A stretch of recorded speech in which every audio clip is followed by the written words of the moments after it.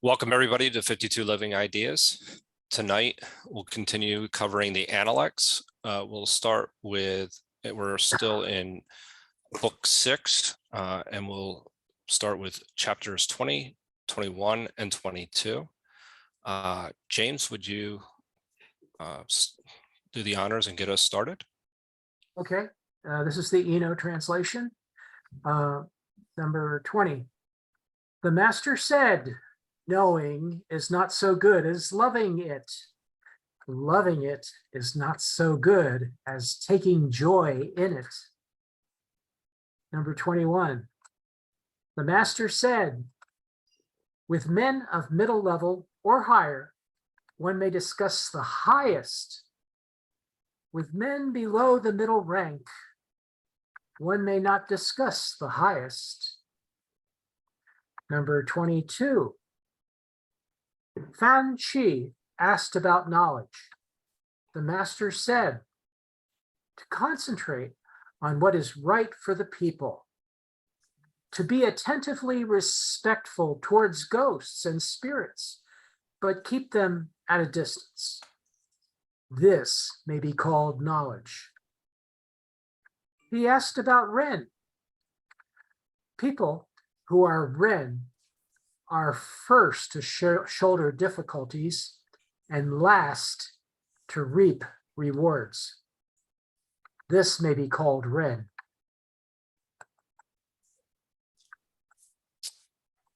Thanks so much, James. Would anybody like to read their favorite translation of chapters 20, 21, and 22 in book 6? Go ahead and type exclamation point in the chat.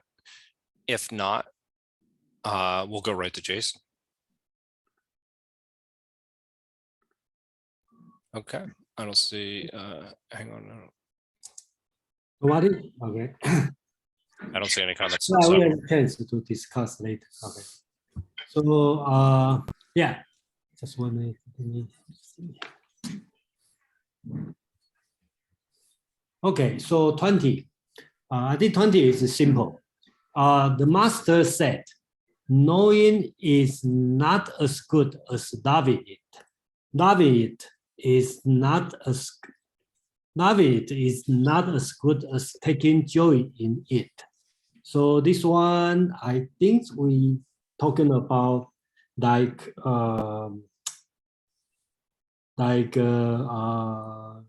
Yan Hui. I think in the 2 weeks ago, we talked about he just eat simple food and he still enjoy it. And later on in the book 7, Confucius will also talk about himself. He also eat the simple food and sleep with bend his elbow and he can enjoy it. Okay, so that's, you will find out actually Confucianism probably in this sense is not that far away from the Taoism. Okay. 21. I think, Jason? yes. Could you zoom your screen? You can zoom your screen at 100%. Yeah, it is. Yeah. It is a little bit small. How about this? That's great. That works. Yep. Oh, it's too much. Oh, too much. Well, now you're a little bit. Yeah. We're missing some Okay, like Latin. It's still too much. Well, okay, we're good for little, I think for the next page, there's a problem. Yeah, so a little bit, just zoom out a little bit. There's a problem on the next page. Yeah. Just zoom a little less, just one less. Oh, shoot. I modified the text already. Okay, like this, right? Thank you. That should be fine. There you go. Yeah. Okay. Or you can buy new glasses. That's another choice. Or buy a big. It was pretty small, Jason. So. Or buy a big screen computer. Yes, maybe that. Yeah. Okay. Work on some budget on that. So, chapter 21. Just want to say this one, my translation probably different than most of other translation. Also in most of Chinese interpretation. Okay, I'll read mine. The master said, people who are superior can be told about the Okay, I think I have to change this one. Okay, people who are, actually I should put the people who are advancing. Oh, sorry. That's okay. Okay, people who are advancing can be told about the superior knowledge. People who are degenerating cannot be told about the superior knowledge. So most of the translator, including Chinese interpreter, consider, including my teacher when she taught me, taught the school, also consider us the people above average can learn or can be taught about the high knowledge or superior knowledge, and people below average should not learn or cannot be taught about high knowledge. I think this is wrong. Okay, basically Confucius will not reject teaching the below average student, and we sure know in the next one, Fan Ci is kind of below average student. So I don't think that's right. And then according to Professor Fu in National Taiwan University, his interpretation is here the word 中人 means average people. And above doesn't mean the above average. It means most of the people, if you are willing to advancing can be taught about superior knowledge. If below means he is decaying or degenerating, cannot be taught about the superior knowledge. So that could be, at least I agree, that's the better interpretation, which will match with Confucius philosophy. 22. Okay, so Fan Ci again. Fan Ci, whenever you see Fan Ci, basically he will not immediately get what Confucius said. So Fan Ci always asks again. Okay, so that gives you another chance to understand more detail. Okay, so Fan Ci asks about wisdom. So 知, this word, I think its proper word is wisdom, probably not knowledge, because you will see wisdom and the 人 always come together. Actually, next chapter you will see, and I think next few chapter you will see the wisdom and the 人. This kind, two things are both are virtue. So it's important to understand the relationship between these two virtues, the wisdom and the 人. So Fan Ci asked about wisdom. The master said, working for people dutifully and respecting ghosts and the spirit, but staying away from them. This is called wisdom. Then Fan Ci asked 人. Master said, people who are 人 first endure the difficulties and then reap rewards. This is called 人. Okay. So I think we should not discuss too much about the relationship between wisdom and the 人 now. We can save for the next chapter, because for this book, after this one, next chapter will compare with wisdom and the 人, and then we can talk about later. But the point here is why Confucius answer in this way. Okay, first talk about wisdom. Confucius talk about working for people dutifully and respecting ghosts and the spirit, but staying away. Because this answer, I think, is specific for Fan Ci. Because Fan Ci is a detail-oriented person. Everything he look at the detail. So Confucius kind of like give him like how to do it. So tell him just do your duty. That's for the dealing with living people. But when you deal with ghosts and the spirit, which is dead people or spirit, right? He doesn't want Fan Ci to think about too much about philosophical question. Okay, he wants Fan Ci stay away from them, just respecting them. So I think that's the specific answer to 凡词. And the more important is 凡词 ask about 人. Okay, so 凡词 ask 人 3 times in Confucius Analects. There's the other student also ask about 人, but 凡词 ask 3 times. And 3 times Confucius give him different answer. So at this moment, when right after asking about wisdom, Confucius, he asked about 人. Confucius said, it's doing the difficult job first, endure the difficulty, and then reap the reward. Okay, because he knows 凡词 may not be that smart. He may face a lot of difficulty. So he asked him to deal with this one and then hold on, and you will get the reward later. So it's not a definition of 人, but basically tell him how to.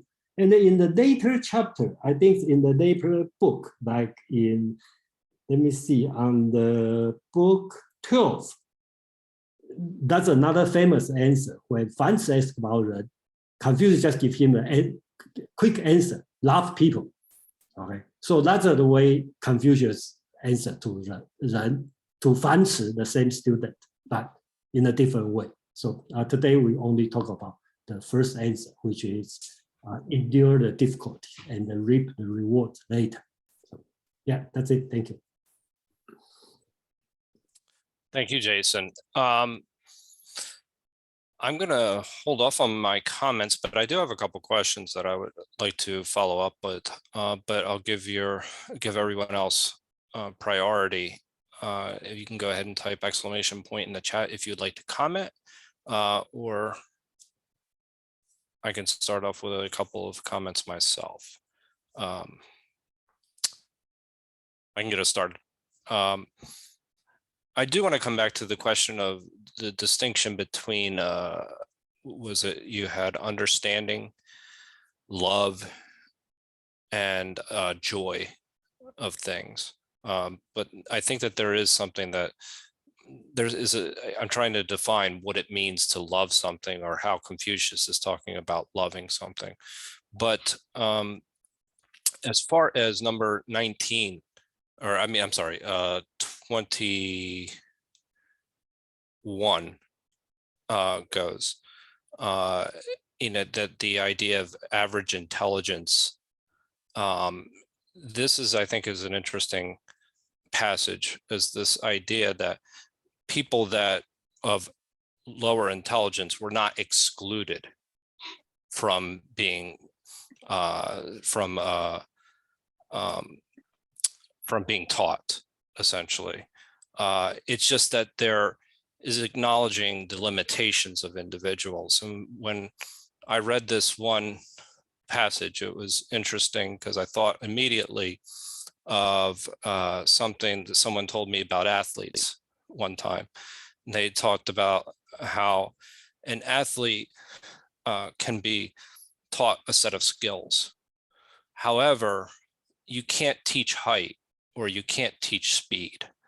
There's these intangibles that you have that allow you to do more. So you can, you can have the skill set, you can teach somebody, but you can't teach them some of these things that are that are natural gifts, which makes the ceiling for someone much higher. I think that that's kind of similar here to the ability to comprehend to a certain degree. You can teach people, but we all have our ceilings. And so I think that that's an interesting part. For 21 or 22, is it 22 that you went over? Yes, I agree. We can come back to, I do want to explore this distinction between wisdom and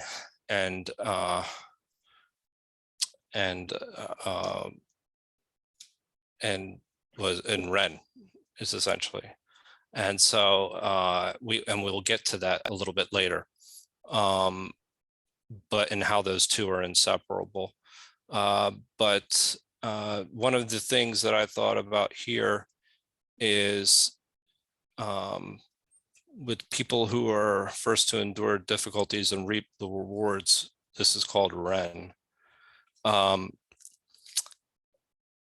thought about this from a number of different angles, specifically, what does it mean to love others? You know, the idea of humanness, so to speak, or humanity. And that is something that is, Quan, you've talked about in the past. And specifically, you know, that we're talking about, I interpret this as the benevolence of Ren. And one of the stories that I thought about with this particular passage is that when I think about people who are first to endure the difficulties and then reap the rewards, I thought immediately of a story that I had once heard about a company that used to allow, the CEO used to allow the people who worked for the company to have the best parking spots. And everybody, the company thrived. And as it grew and grew and grew, and the management had turned over, that all of a sudden the CEOs and the executives started to take the spots up front. And, you know, the culture of the company actually changed itself, which I found, you know, to be interesting. But the idea that they were putting themselves first, as opposed to, you know,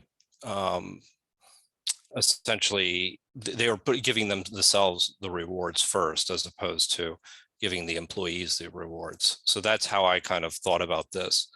But yes, there's also this idea I want to talk about with wisdom with 21. Jason, I do want to ask specifically, you think that the number 19 was pretty straightforward, this distinction between understanding, love, and joy? I think it's quite straightforward because so you love it, that means you are pursuing it. Okay, so for example, the good student, the two kinds of good student, right? One is work very hard and get a good grade.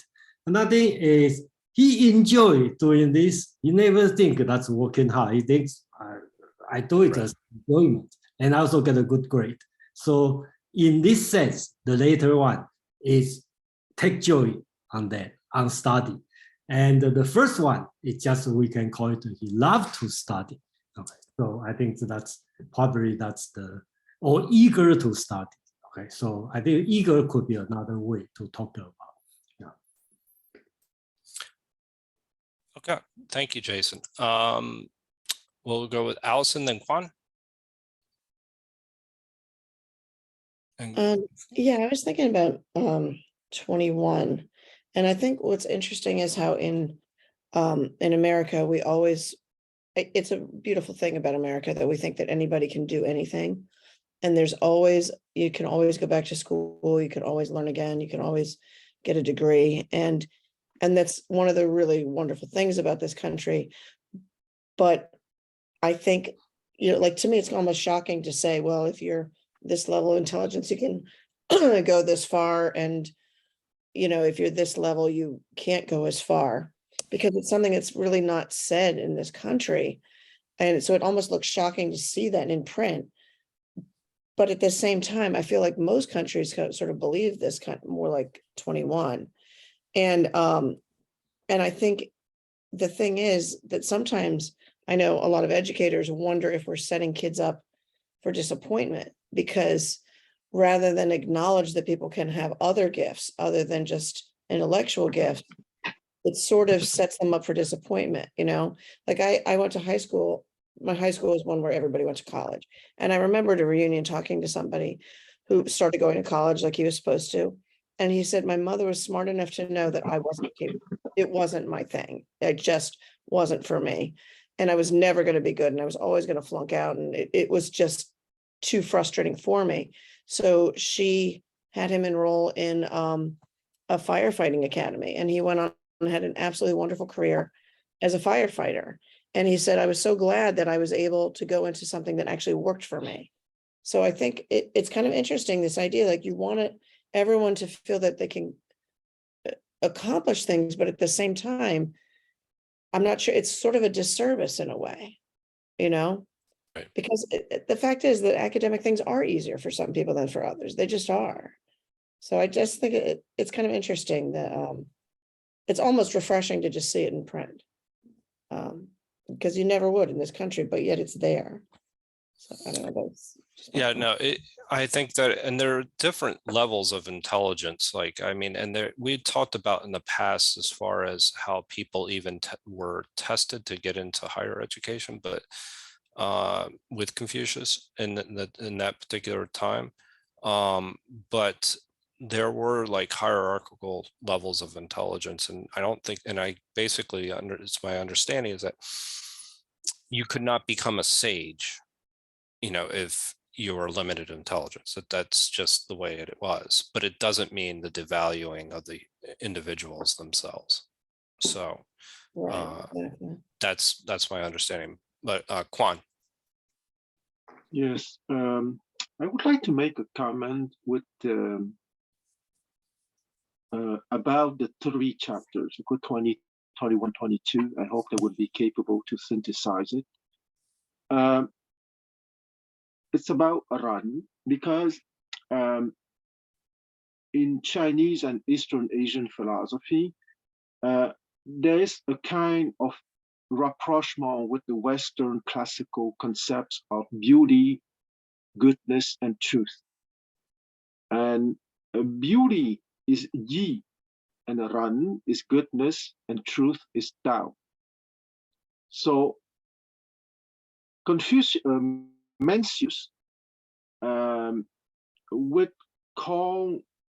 would say that in beauty you have the active mode of beauty is justice, and the active mode of Ran, goodness, is humanity and courage, and the active mode of truth is wisdom. Okay, the famous 4 seeds of the human beings that, if properly taken care of, would transform into the famous 4 cardinal virtues. And precisely when he explained to Fan Chu that people who are Ran are first to shoulder difficulties and last to reap rewards, that Ran, that goodness, correspond precisely to the active modes as courage and humanity. Courage can be expressed in different manners, but courage is certainly first to shoulder difficulties. And humanity, once again, can be expressed in many ways, but it's certainly to be last to reap rewards. So, and it's correlated with the 6.20, because my hypothesis is that when he said that knowing it is not so good as loving it, and loving it is not so good as taking joy in it, my understanding is precisely the evolution from Yi to Ran to Tao. Because in Yi, which is justice, you know it, but in a Ran, you love it. And when you take joy in it, means that you're spontaneously in the nature of truth. It would be Tao. That's my hypothesis. So the 3, 20, 21, 22 are very close to each other to explain that evolution from Yi to Ran to Tao, which the classical Western world call beauty, goodness, and truth.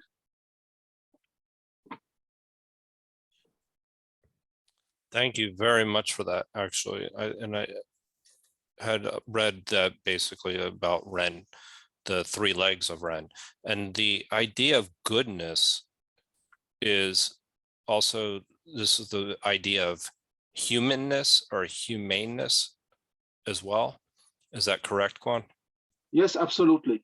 Because the level of Ran correspond to two cardinal virtues of courage and humanity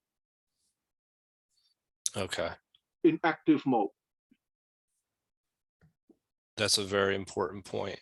So this actually breaks down Ren for us. And then, yes, you can kind of apply it to each one of these passages that we just went through. And I think that the process that you just explained as well is to know it is justice, to love it is Ren, and the joy is through the Tao. That kind of makes that goes exactly with number 20. So I think that process, thank you for clearing that up for us. My pleasure. James. Okay, yeah, thanks for that. I hope I'm not being too regressive. I kind of felt emotional about number 20. So I see it as like 3 different levels of emotion. Knowing, of course, is considered not emotional. And it's not as good as raising the stakes. In other words, when we love, we're showing a commitment and an emotional degree of caring. So that's the second stage. And I'm not trying to. I think your insight was brilliant, Juan. The third, and then not as good as taking joy in it. So that would be a higher stage of emotion, joy, excitement. So we have kind of a excitement, not above the level of commitment, fulfillment, perhaps the notion of fulfillment and achievement in joy. So that's the hierarchy of emotions that I'm seeing in number 20. So I hope that's helpful and not just regressive. Then number 21. I'll just add really quickly. When I interpreted it the same way you did, through emotions. So yeah, thank you. Thank you. So number 21. What Allison said was very helpful. I think this is probably true, and I certainly wouldn't critique Confucius on this. When I was young, very young, I was in pro-Catholic school, and they took me out of class with a bunch of other boys, and we were when the missionary visited. So there was a missionary visited, and he was an intellectual, and he spoke to us about the mysteries of the faith. So I got the impression, post hoc, I got the impression that this was a select group of young men, not young men, we were boys, but it was a select group. They were taking us out of the class, separating us from, I forget whether there could have been girls present,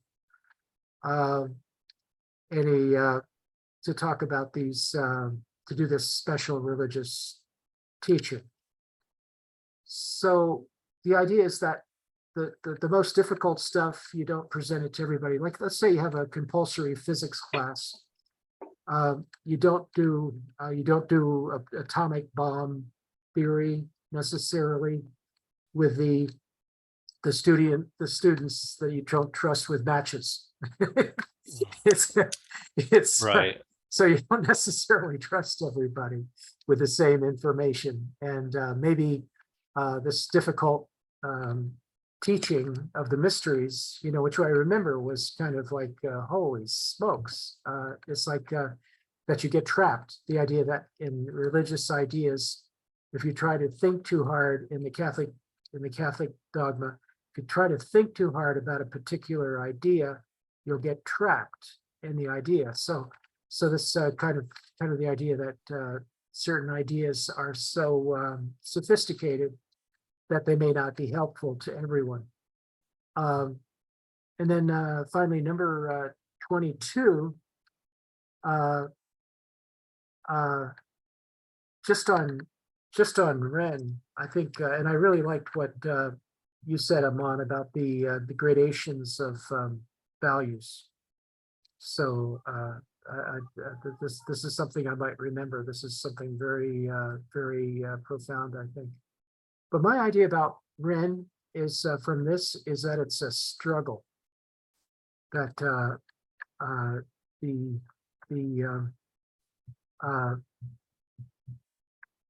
first of all, there's knowledge, from being able to know who to avoid and who to be attentive, who to concentrate. And when you're concentrating on what is right for people, be careful about who to avoid.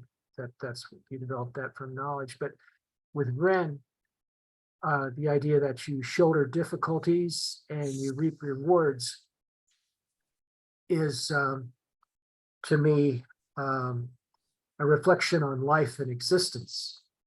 In other words, in life, you shoulder your difficulties, and then you reap rewards. So Ren isn't just the lucky guy who did something difficult and reaped the rewards. It's the person who really understands life, that's the core, the essence of life, the essence of existence, shouldering difficulties and reaping rewards.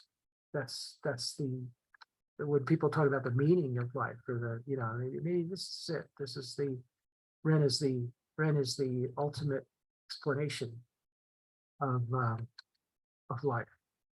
That it's this interacting with existence in the process of shouldering the difficulties and reaping the rewards. Thanks. Thank you, James. Yeah, there's a lot of great comments that you made. I interpreted the emotional aspect of understanding love and joy the same way you did. But I think that, Quan actually just provided us with a lot of clarity around those. And yeah, so I again, the idea of intellect and abilities that Confucius is talking about here, I think are probably accurate. Again, I just think that they understood there are limitations to that. Some people, in those particular instances should be farmers, that they talked about that. And I've read that, well, and I don't, and I say that with the utmost to someone who enjoys farming himself. So I know, there's, I say that with the utmost respect. Yeah, and I appreciated your input about Ren as well. And I think that it really Quan's kind of the breakdown of beauty, goodness, and Tao, how that relates to Ren leads to understanding the essence of life. I think all three of those things, the cardinal virtues that translate into the cardinal virtues, understands the most important things in life. So I do, I appreciate what you said there. I think that the pursuit of virtue is what Confucius is really talking about for the most part, is the most important thing, and so that relates directly, I think, to what the core message of Confucius. So Jason, followed by Kwong. Yeah, I heard that Joey talk about somebody enjoy farming. You talk about 繁殖. Yeah. I mean, well, no, I was talking about that some people, that I read in Yeah. one particular instance that some people are Yeah. meant to be farmers, where some people are meant to be Oh, leader. okay. Yeah. That's yeah. That's also famous. Fan Chi asked about farming. Okay. So yes, and I got to be honest. When I saw what you wrote, what was it for Funsu? Yeah. Asking 3 times Yeah. about Ren, and I'm thinking we've asked that a lot more times than he has about Ren. So There's many people ask about Ren, so that's why I suggest don't spend too much time. Stick with the definition of the Ren, because every time you see, even the same people ask 3 times, and the Confucius has 3 totally different kind of answer. So right. It would be well, we can discuss, but I'm not, I just let people. But the reason I want to go back is to Edison's comment on the chapter 22, 21. 21. Yeah, Edison really point out, because I grew up in Taiwan and come to America and raised my kids in America. I see the totally different concept. In Taiwan, well, especially, I also live in Singapore. Singapore even worse. In the 6th grade, the test, you already know your best chance is become high school teacher, okay, no more above, because the test score, okay. Or in the 3rd grade, you probably know you cannot go more than, laboring work because of the test score. So this kind is opposite, totally opposite than America. Even some people totally, you can see no talent, and the parent will say, you are great, I love, I'm proud of you. So that's totally opposite way. I think both sides has cause terrible problem, and then I just like try to talk about the 21. That's why based on the language itself, I just don't think he is talking about above average and set a limit to learn something. I think Confucius is talking about the person willing to improving, and the person is not willing to improving, or the person willing to going up means some, okay, and the person who is willing to going down, okay. So use this one to separate the people, not by the innate talent, but by the attitude. That's my interpretation on the chapter 21, which is different than 99% of other people's interpretation. Thank you for that, Jason. Quan. Well, I'm very grateful for the last words by Jason, because I absolutely agree with what he just said. Okay. I think that in 21, it's not really the intellect that Confucius was talking about, even if it's perfectly legit to interpret as the intellect, all right? But in Confucianism, let's not forget that the core teaching of Confucianism, even if it's a school for young noblemen and blah, blah, blah, but the essential core of Confucianist teaching is to improve the character and not intellectual capacities, even if it's part of it, okay? But it's truly to improve the character. And Jason's comment is about precisely, is that person truly want to be a gentleman, not in the sense of hereditary nobility, but in the sense of improving one's character. And I would like to go back to the other definition of run that we found in the book 12. A run is to conquer oneself, okay? And I truly like that definition, because oneself, what is oneself? Our selfishness, the fact that we can be greedy sometimes, the fact that we can have anger fits, and so on. So I would say that 21 of course, can be interpreted intellectually in a very legit manner. But I think that when he was talking about one may discuss the highest and etc., it's about precisely, and once again, that here is the traditional hierarchy. So I use a traditional hierarchy. Those who are more centered on justice are well, I'm a bit embarrassed to say that, but maybe I would choose a better vocabulary, but I speak like I can. The lowest gentlemen are centered on justice, okay? And if you want to be better gentlemen, you would be centered on humanity and courage. And if you want to be even among the best of the gentlemen, you would be centered on wisdom. Okay, so I think that when he was talking about to discuss the highest, it's about that, and not necessarily about the intellect, because we know very well that there are people who are excellent in talking and writing and so on, but they are far to be gentlemen. Right. And So I mean, I think that this hits at the core is that but it requires a certain degree of capability of comprehension, right? I mean, there are and I agree with you. You essentially want somebody that is focused on virtue. That would be somebody who would be a sage. So those two, and this comes back to the integrating the idea of wisdom exactly, into this equation. yes. So if you're wise and acting wisely, and we'll get into this a little bit later, then you are focused on things like justice, or with goodness, so that you can't ignore those things.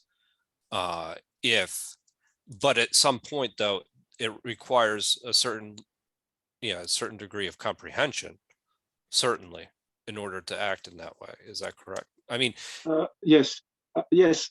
I would say that it goes back a little bit to our discussion 2 weeks ago, I think.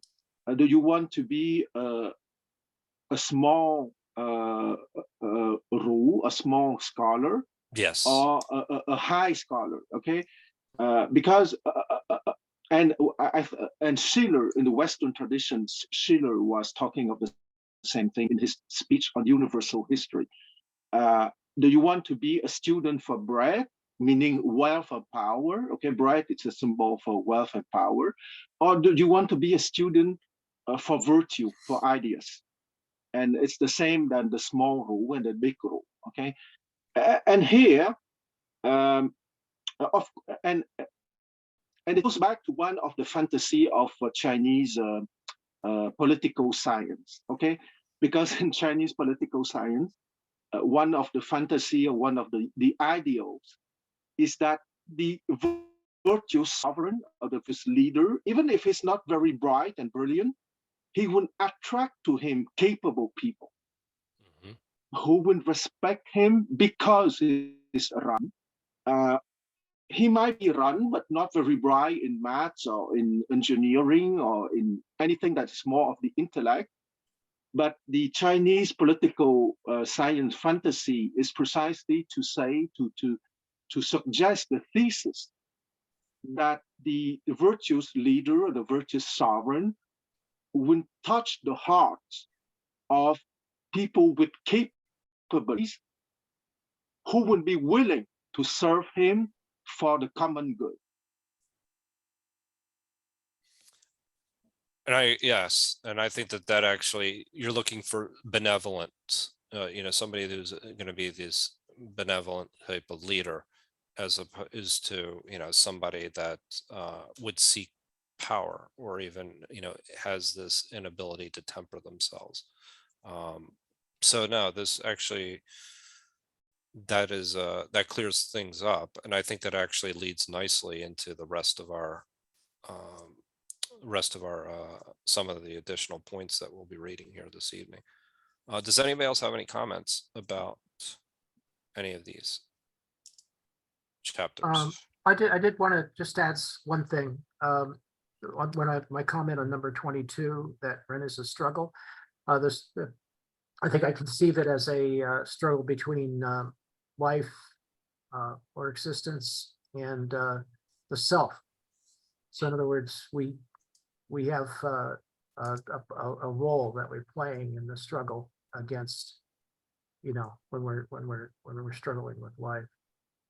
So I see that, because in his words, in other words, certain people shoulder difficulties and reap rewards. And these people are ones that have a self-consciousness and an engagement with their human existence. So I'm making a little bit existentialist here, but that's definitely what I'm feeling. I guess, and this is what I think, again, the goodness aspect of Ren. Is that the connection? No, not just the rewards, the struggle, the difficulties, the bearing the weight I see. of existence. I see.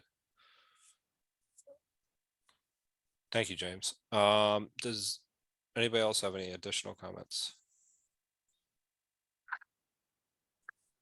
If not, we can move on to the next three, which is 23, 24, and 25. James, would you mind? Okay, yeah. Number 23, the master said, the wise delight in water, the wren delight in mountains. The wise are in motion, the wren are at rest. The wise are joyful, the wren are long-lived. Number 24, the master said, the state of Qi with one transformation could become the state of Lu, and the state of Lu with one transformation could reach the Tao. Number 25, the master said, a gourd that is not a gourd. Is it a gourd? Is it a gourd? Thank you so much. James, or Jason, I'm sorry. Yeah, okay. Yeah, 23. I think that's a good chance to discuss the relationship between wisdom and Ren. And these two virtues always together. And I think we will see later. The master said, the wise appreciate water. The Ren appreciate mountains. The wise are active, or we call flexible, and the Ren are tranquil, which is stable. The wise will be happy. The Ren will be long-lived. Okay, so I think it's here and also on book 4. Okay, if you remember book 4, these two virtues also put together in book 4. I think for chapter 2. Confucius talk about the wisdom will benefit from practicing Ren, and the Ren people will feel comfortable on practicing Ren. Okay, so these two things is nature. Why the wisdom like water? Why the Ren like mountain? Because water is moving. Is active, flexible. So you pursue happiness, you benefit from practice Ren, okay? And the people are Ren people, okay? They are stable, so they are like mountain, okay? So they are, instead of active, flexible, they are stable, tranquil. and they are not pursuing happiness. They will live long, okay, and they feel comfortable. That's the difference, these two. And which one is more important? I think Confucius think Ren is more important, because if you are Ren, you must have wisdom. But if you have wisdom, you not necessarily have become Ren. I think that's the difference. That's why in the previous reading, chapter 20, right, talking about the wisdom, okay, or pursuing knowledge is not like, you love it or you like enjoy it. So that's the different level of wisdom and Ren. And then I think I'm in book 9. Okay, Confucius also talking about the wisdom is not confusing, never got confused, and the Ren people are never worried.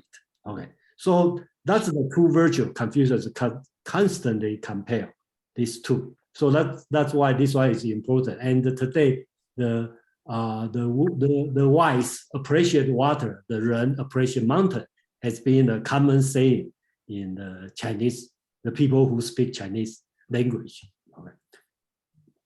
Chapter 24. The master said, okay, the two states, right, Qi and Lu. Confucius' home state is Lu, and the Qi is much more powerful on the north, and it's stronger.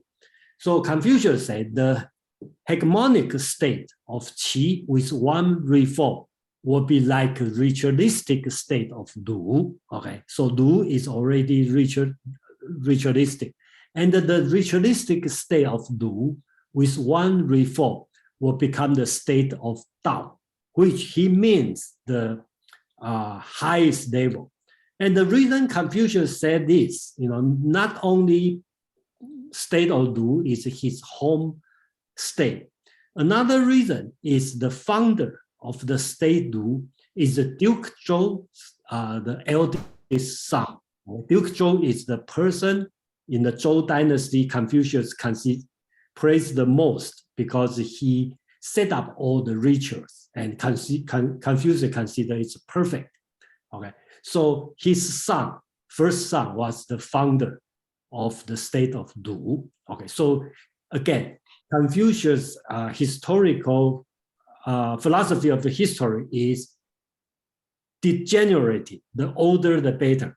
So at the beginning, Lu is so good, and right now become a degenerate from the state of Tao to the state of ritual. And if one reform, you could go back to the Tao. And then Qi already become a hegemonic state, and he need a reform, so it will become a ritualistic state. That's a Confucius view. We can call it his international view. Okay, on Confucius. Chapter 25. Unfortunately, Amang is not here, and I would like to hear what he talked about this. Okay, so the master said, a quote that lacks its quote shape. Is it a quote? Is it a quote? He asked twice. Okay, my understanding is this one is simple. A quote is a vessel they use for the Wine. For wine for sacrifice, after the sacrifice. So it's a ritualistic vessel. Okay, so he talked about the vessel. This quote is not the shape of gourd. Gourd has a beautiful shape, two ball, but if like a twist, then we don't call it gourd. Okay, so he means if it doesn't look good, you don't do it in the ceremony. So I think here is talking about Confucius' philosophy of rectification of name. So if something, even you biologically, you call it gourd, but it doesn't have the right shape, you don't call it gourd. Okay, so that's his philosophy of rectification of name. But Amang has a different idea. He thinks the gourd means the law or the rule. Okay, so So if the rule takes the right shape, or the law is not sure, you don't call it the law. That's among thinking. But I don't think that's so Confucius doesn't use this way. I think he just talking about the good, and the good is not right, not right shape. Then you don't use, you don't call it good. Okay, that's my interpretation. Yeah, thank you. Yeah, that was my understanding of it as well. The idea that where the name and reality don't necessarily match up with each other. So for that particular one, for 23, actually, I'll let you, James, you go first. But go ahead. Actually, yeah, I just had a comment. That last one Sure. reminds me of an English expression, don't get bent out of shape. That's true. Very well said. I think with so thank you for that. For 23, one of the things that I look at this is the wise would be happy, the wren would be long-lived. I thought about this in terms of the ability of to get along with others, to understand the importance of other people in your life. And the one distinction you're talking about, the distinction between wisdom and virtue, or Ren, is that a wise person, from what I understood, would understand to get along with other people because it's for their own benefit to get along with other people. But that somebody in a state of Ren is happy and embraces it and enjoys it, in addition to knowing that it's the right thing to do. So it's kind of a combination of both. So and I found that to be somewhat the case. Jason, do you want to comment about that? Is that an Yeah, I think let's put it this way. Okay, let's promote the Confucius for a moment. Okay, all the Greek philosophers, okay, they are just wise. Okay, they pursue that's Aristotle. Okay, you think about eudaimonia. Okay, we all pursue eudaimonia. Okay, that's wisdom, right? That's only wisdom. You pursue happiness. And the Confucius is a higher level. He talks about long live. Long live doesn't mean like I live for to 100 years. He beyond your life. Okay, so you will go generation. I think you can think it this way. So it's a little bit beyond this life. Okay, that's another way to interpret. So long-lived is extending to legacy? Well, you can think different because the words they use soul. Okay, soul means you long live. That's true, but some people also explain to this one as beyond. You go even beyond. Okay, so that's another way to think about it. You know, so Okay. means long imply long living, long your name or your reputation or your influence were long. You know, not a religious sense of. That's what I was. Yeah, it sounds almost supernatural to a certain Not degree. supernatural, not religious way, but talk about. Let's put it this way. Okay, we will all die one day, and the Greek philosophy. Let's use Aristotle as the example. Okay, they pursue happiness. Okay, but you only up to the point you die. But Confucius, Ren can go beyond. Okay, but he didn't say your soul or afterlife will go to the heaven. He's not talking about, but he's talking about the impact, the influence, the virtue will last long. Okay, but these words means long life. That's true, but it implies much longer. Let's put it this way. Okay. So, and then I want to come to 20. I'll just make a comment really quickly about 24, because I had some questions about that as well. when you're talking about the state of is it Kui, or am I saying that correct? Qi. Qi, okay, Qi. Qi and Lu. That both of these states, from my understanding, were on the decline at that particular Oh, the moment. whole world is under decline. Okay, That's right. There's nobody going up. All the world decline. Yeah. So these, so yeah. So both of these, but what was they talked about, and I really think that this is a very important point: the distinction between ritualistic society and the hegemonic society that you made. Yeah, that's my interpretation. That's why I put it in the parentheses. Okay, because military. Remember last week we talked about the guy who what's his Meng Zifan, right? The guy who Yes. got defeated, and he said, "I'm not brave. Just my horse is not running." Right?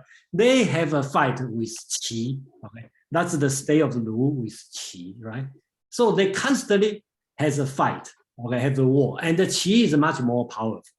Okay, so that's the situation. Okay, so What, and my understanding also is that, so you talked about a little bit about the influence of within the state of Lu, Yeah. with the Duke. And I was wondering about is it Taikong? Taikong's Dogong. Taikong, yeah, that Oh, Taikong actually, influence on the state of Qi. It's because okay, okay, a little bit complex. Okay, 周公. Okay, Qi. Okay, the emperor, their last name is Ji. Okay, Ji is the last name. Okay, okay, that's Ji. Okay, don't confuse Ji. That's another thing. Talk about their last name.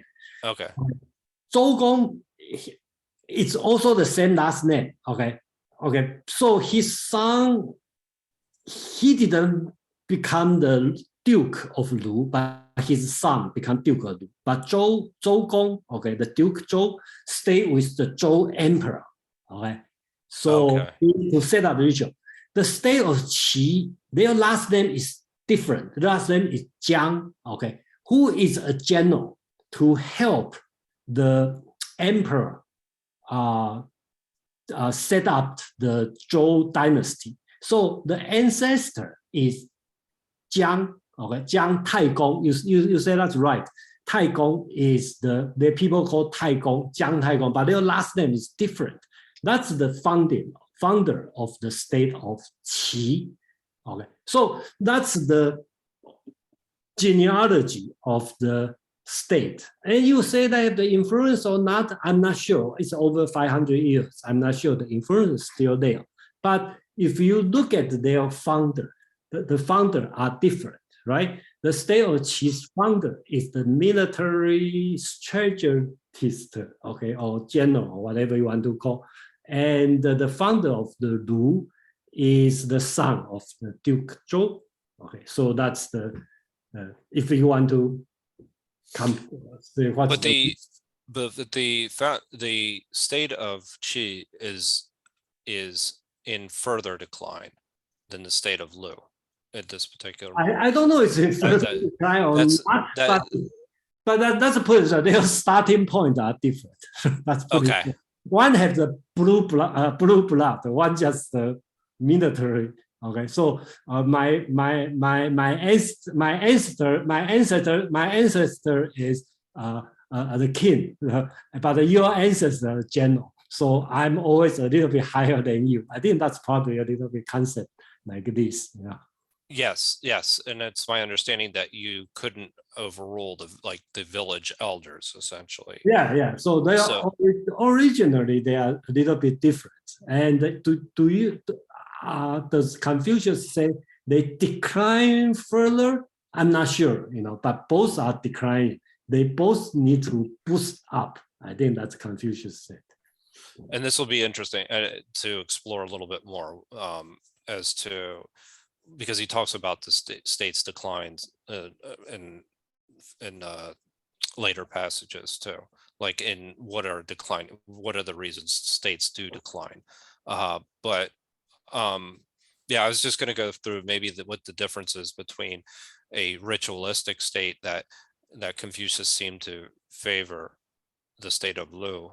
Yeah, what we can look at is that if your country constantly have a war with another country and you constantly lose, you probably will say the other country is it's not my country is ritualistic and the year is economic, right? So that's another way. You know, it's also possible.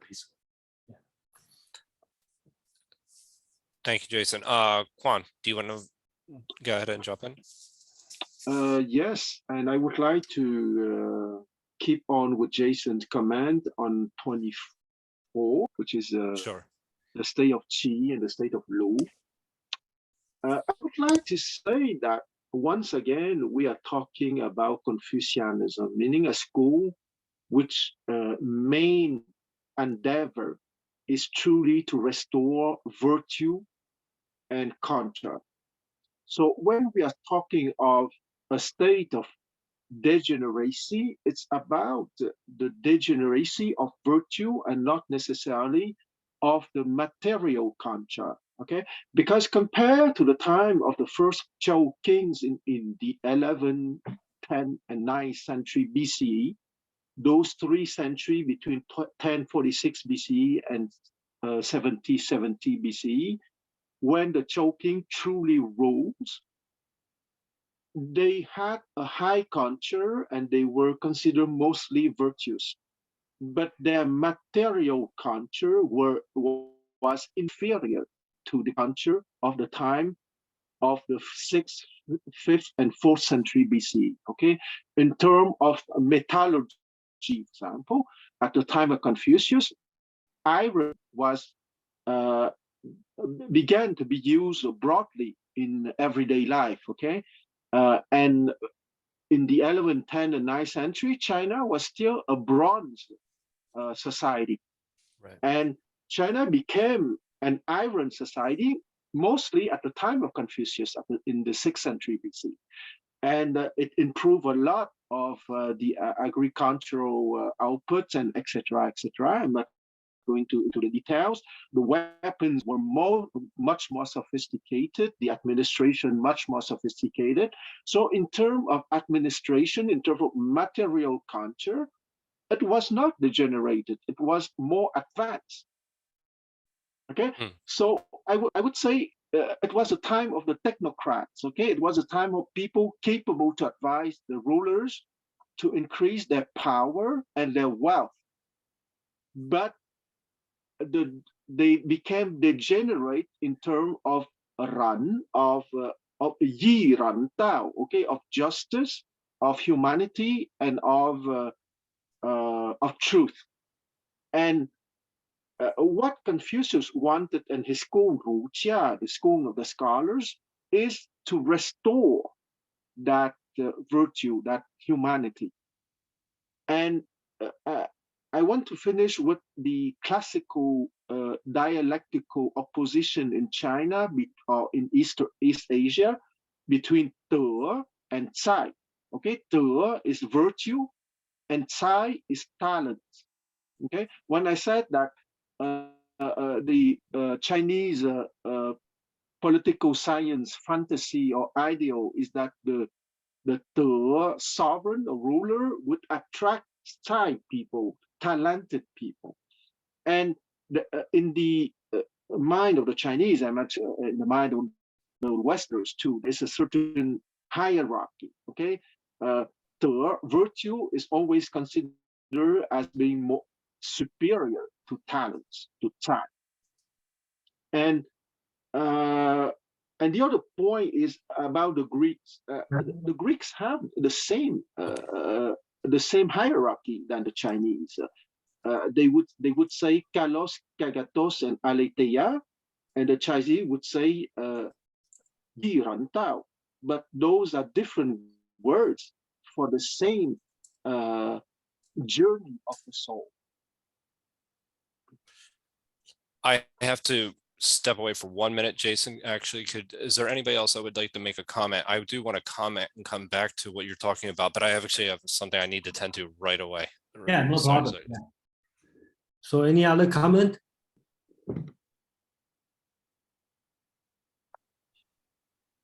Oh, everybody quiet. So James, do you have any comment or anybody have any comment on these three?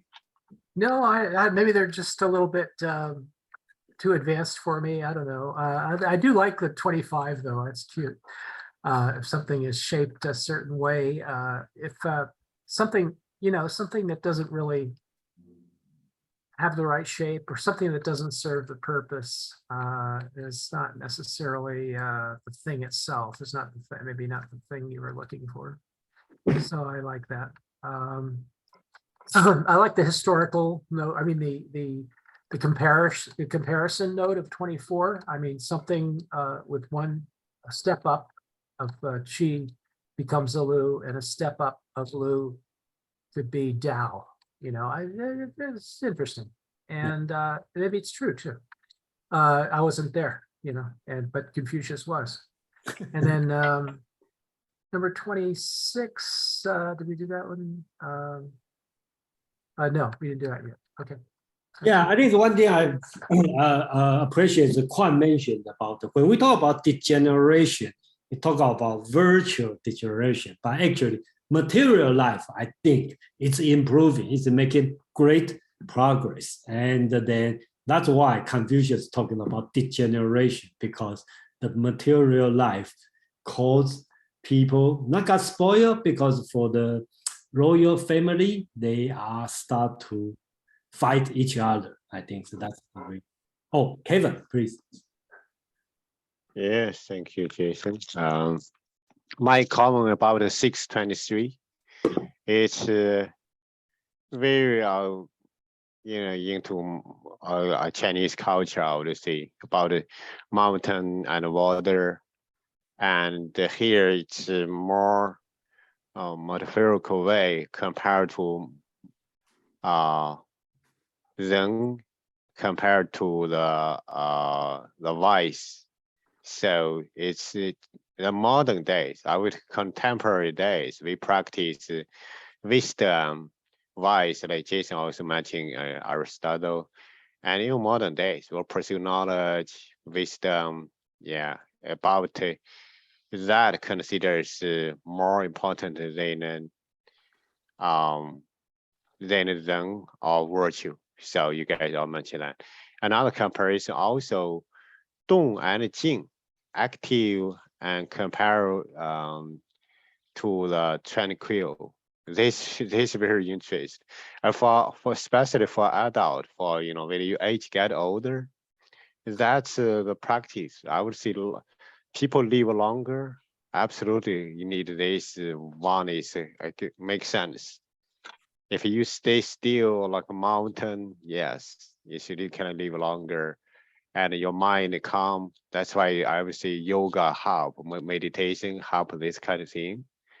And if you still like water, pursue wisdom, vows, compare with others, that could be, it's going to daily headache, a long term. It's not wise. This, I very like this verse. Thank you. All right, thank you. There's no other comment. Shall we move on without waiting for Joe? And Joe said that he has some comment, and then When he come back, he can comment. yeah, he can come back. He can come back, or he can wait. Okay. So let's move on. So James, you want to read your translation? Or All right. Yeah, number 26. let's write the 26, 27, and the 28. Okay. All right then. Just hold on. Okay. Okay, that's fine. No problem. Okay, go ahead. Do you want to help me with this name? Is it Zhaiwa? 宰我. Zhaiwo. Okay, thank you. Zhaiwo asked, if you were to say to a Ren person, that there was someone fallen down into a well. Would he leap in to save him? The master said, "What do you mean by this? A Junzi would be urged, but he cannot be snared. He may be deceived, but he may not be made a fool of." Number 27. The master said, "Once a Junji has studied broadly in patterns and constrained them with Li, indeed, he will never turn his back on them." Number 28. The master had an audience with Nanzi. Zilu was displeased. The master swore an oath. "That which I deny, may Tian detest it. May Tian detest it." Thank you. All right, thank you. Anybody have any translation want to read?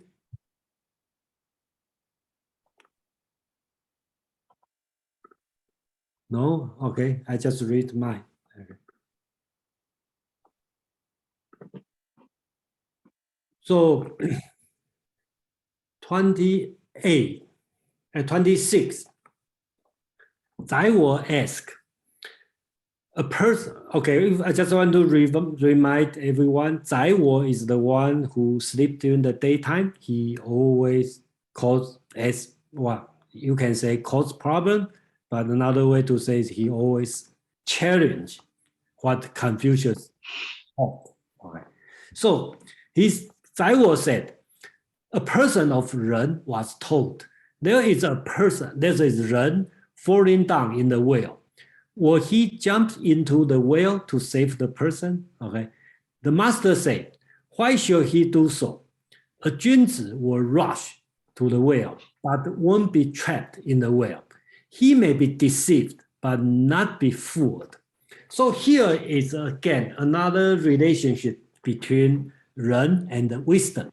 Even here, not use the word wisdom, right? That's the first thing I'd like to mention. Second thing is Ren is upon, okay? It has double meaning. Ren means Ren, the virtue. It also the same pronunciation as Ren, people. So Zai Wo asked, basically, he's challenged Confucius. Confucius said, we always pursue Ren. So Zai Wo is as a person of Ren, a Ren person. Somebody told him, there is Ren in the well, okay, or a people in the well. Will he jump into the well? Or will he pursue the Ren even it's in the dangerous situation? That's another meaning. The master said, why should he do so? A Junzi will rush to the well or to do something, but won't be trapped in the well.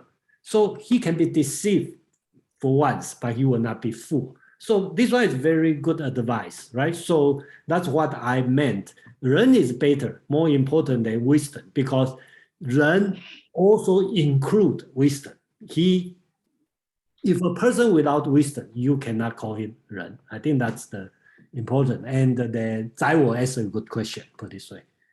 27. The master said, once a Junzi learns broadly in literature, okay, I think here Wen means literature, means ancient knowledge, okay, and constrains himself with ritual, he will never err, okay. So that means he will never be away from Dao. That's he talking about. 28 is another historical background. The master has, okay, so here the background is in the state of Wei. If you remember last week when we talked about the Prince Cao of Song, right? He has an affair with the Duchess Nan, okay, here. Okay, so he has an affair with the wife of Duke Wei of Duke Ling of Wei. Okay, so Duchess Nan is a beautiful woman, and she has extra marriage affair with other people. And her husband, well, according to legend, is a gay because he shared pitch with another handsome man. Okay, so that's a story. So he probably doesn't care. Okay, that's the situation. So the master had an audience with Duchess Nan of Wei. Zilu was displeased. Okay. Why Zilu was displeased? That's a good question, right? Our teacher swear, the Confucius swear an oath that in case that I err, may heaven detest me, may heaven detest me. Remember, that's the only time Confucius swear. Okay, so it's a serious situation. So why Zilu, not happy when Confucius see Duchess Nan? Because she's a beautiful lady, so Zilu also want to go with him. That's another one situation. And she worry about Confucius' reputation. When you see this kind of woman privately, probably have some problem. That's another situation. But I think the most serious problem is if you refer to the book 3, right? There's a Wang Sun Jia ask Confucius about the you should praise the people in the kitchen or praise people in the master room, this kind of question. Okay, Confucius talked about you don't go to the kitchen. Okay, right now, look like Confucius, violated his own teaching. He went to see the lady. Okay, so that's why Zilu is not happy on the situation. So I think the situation is more like but during this time, situation is very complex because we don't know the date. But this time, the Duchess Nan's husband could be dead already, and then his grandson become the king, become the duke. Okay, could be or her husband is not doing anything, so she is in power. So Confucius go to see her. The reason is based on ritual only because she is in charge. So Confucius have to do it. So it could be that's the situation. Confucius just follow the ritual. So that's, I would like to say on this. Yeah. Guan, you may have some better idea. So. No, not at all. I think that you described correctly the historical situation.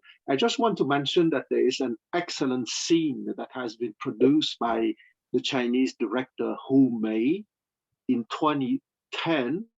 There is a movie that has been directed by Hu Mei, simply called Confucius or Kongzi, and you can get that movie for free on the internet. And the scene when Confucius went to visit Nanzi precisely has been done quite brilliantly. And the actress that has been chosen and her outfit and so on is so glorious and reflects perfectly the idea of that very sexy and intelligent woman and her interaction with Confucius. It's truly a masterpiece. So there's the movie called Confucius. Yeah, and the director is Hu Mei, H-U, Hu Mei, M-E-I, and it has been done in 2010 or 2011, and you can even get it for free on the internet. Just write the movie Confucius, and you won't get it. Oh, so they have the scene about the Confucius see the yeah. Oh, absolutely. And I have to say that the designer who created her outfit, absolutely brilliant. Okay. Nanzi in that outfit, exactly how I imagine her since my childhood. So how does he describe her husband during that time? Wow, her husband, as you know, was Duke Ling of Wei. Yeah. And Duke Ling of Wei was a very old man at the time. Okay, he was 65 or 66 at the time. So during the time, an old man. Okay. Yes, but he was a quite according to legend, he was a quite open-minded guy. And you're right, he was probably bisexual, okay, because he has some handsome favorite courtesan who was a man, who was a young guy, one of his favorite. But at the same time, he was attracted to women, so he was probably bisexual. But when he got older, his homosexual side probably got stronger.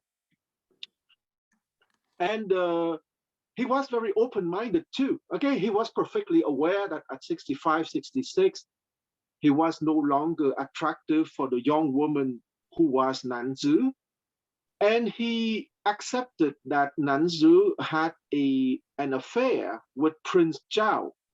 And it was perfectly accepted at the court at the time. And even the common people in the capital city of the Wei Principality were openly mocking him about that. And he was perfectly cool about that. So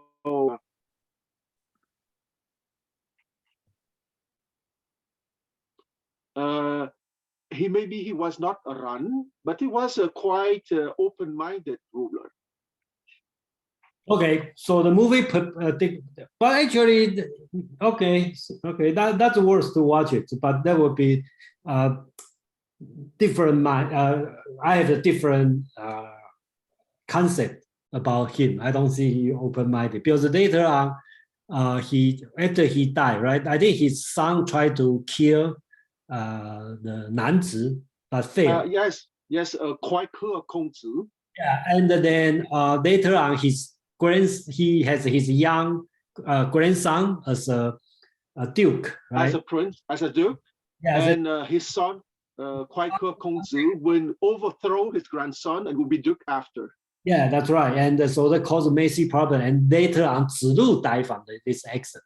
So exactly. And Zilu died because. Sorry, keep on.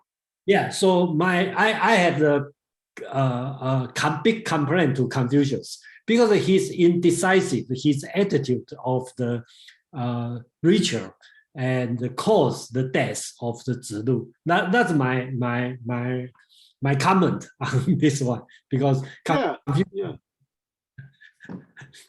But at the same time, Zulu was willing to serve Prince Kwai Kun, and precisely when Zulu was protecting the grandson of Duke Ling, that he has been killed in 482 BCE, I think, or around that time. Yeah, I think I think we will talk about this one on the book 7. Okay, book 7 will go this scene, because because the Wei is a very messy situation during that time. Yeah. James and James talk about. I'll just wait for. I won't wait for Sean to finish. I think he had something else. Oh, okay, sorry. Oh no, I just wanted to say that what is truly a reflection of Hu Mei as a great director is that in that scene, she shows Princess Nanzi trying to flirt Confucius, trying to woo Confucius into a sexual affair with Nanzi. Yes, well, Princess Nanzi in that scene, as imagined by director Hu Mei, is trying to seduce Confucius into a intimate affair. That's why Zilu was unhappy. Yes, absolutely, because that's my own prejudices. But Nanzi, being a beautiful and smart woman, is naturally attracted to a true man like Confucius. I think it's absolutely normal. Same as Zilu, I think. Yes. Yeah, that's great. So when I was young, I read this one. That's my imagination. So I was right. So according to the movies. Well, the sexual morality the high aristocracy in China at the time was quite open. Yeah, I I agree. It's open. Yeah, it's very open. Yeah. James, please. Okay, you guys have been burning it up here. I like, I guess I like 27 the best because, but I'm definitely going to watch that movie. Sounds great. Number 27, the idea of when and when and Lee. So that so the Junji studies when and has constrained it with Lee. So so he's never going to lose it, once he's gone through the practice. So I think this is pretty profound, that the practice of working inside of a paradigm of when and Lee is something that you'll never forget once you master it with practice. And then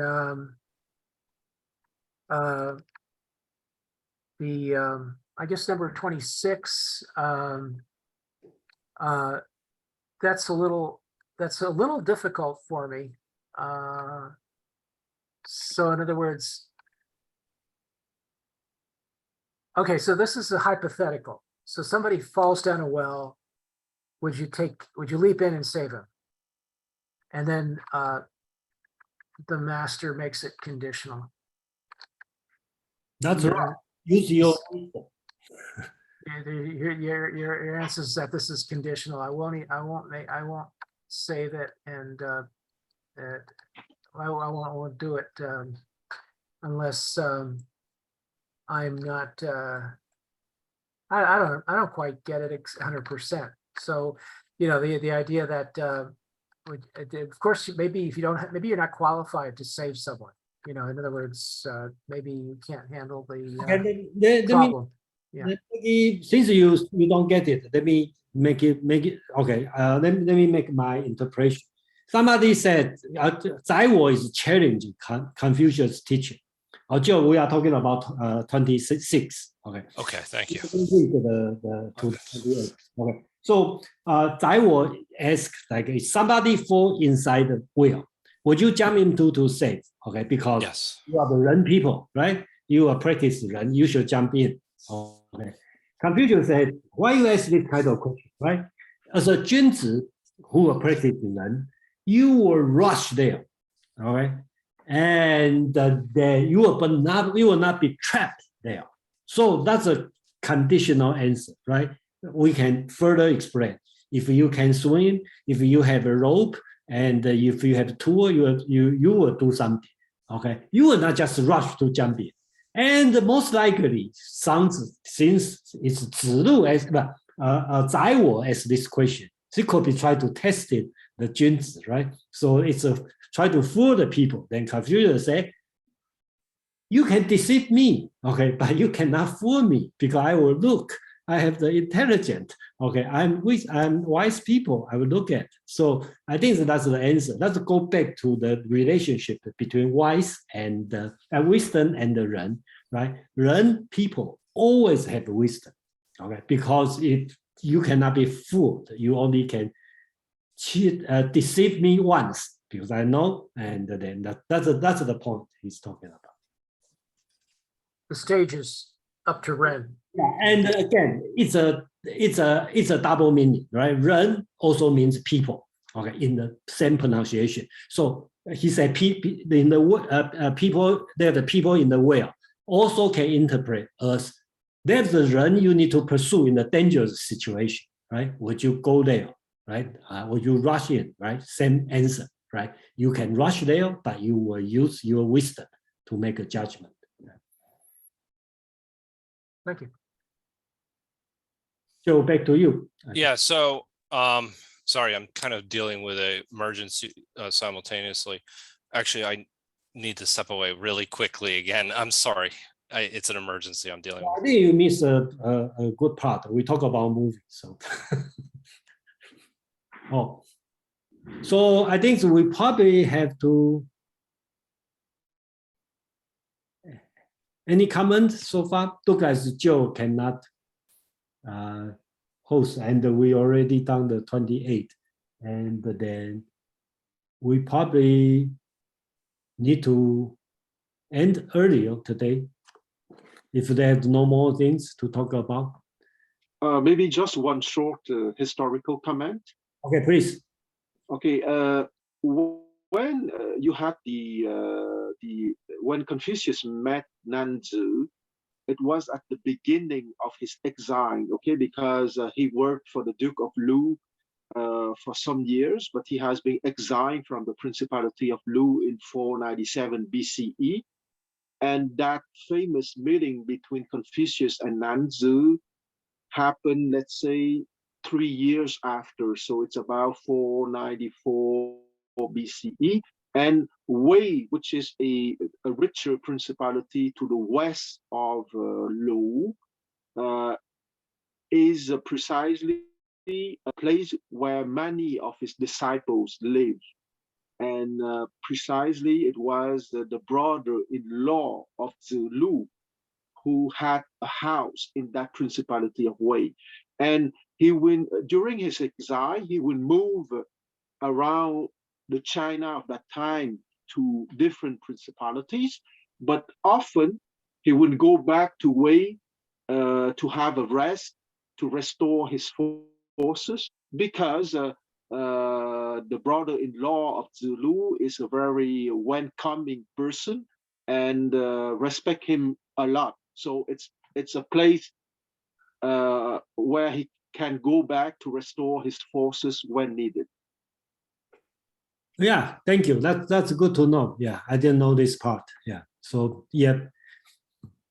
Any other comment? Question, comment? No more? I'm just dying to see that movie. Yeah, I think that's a good movie. Really recommendation of movie. Oh, Joe, you are back. I am back. So interestingly, okay. We talked about Confucius to meet the beautiful woman, you know. Oh, okay. Well, that part I missed, but I appreciate. I remember reading about, what is it, number 26, or is it 25 or 26 with the well, the idea of the well. I don't know what James's translation had, but He falls in. Would you save him? And the master says, "What do you mean? Junji can be urged, but he can't be snared. He may be deceived, but he may not be made a fool of." okay. It's because one of the translations that I had read was basically, if a humane person had fallen into the well, what would you do? And would you sacrifice yourself for that? Yeah, person? because it's a Ren person. Yeah. Because it's a person of Ren. And one of the, Hold that's, on. I think I will object or reject this interpretation. It's not talking about the person in the well. It's Ren person. It's talking about the Ren person hurt some people in the well. I think okay. no confusion. At least when I look at.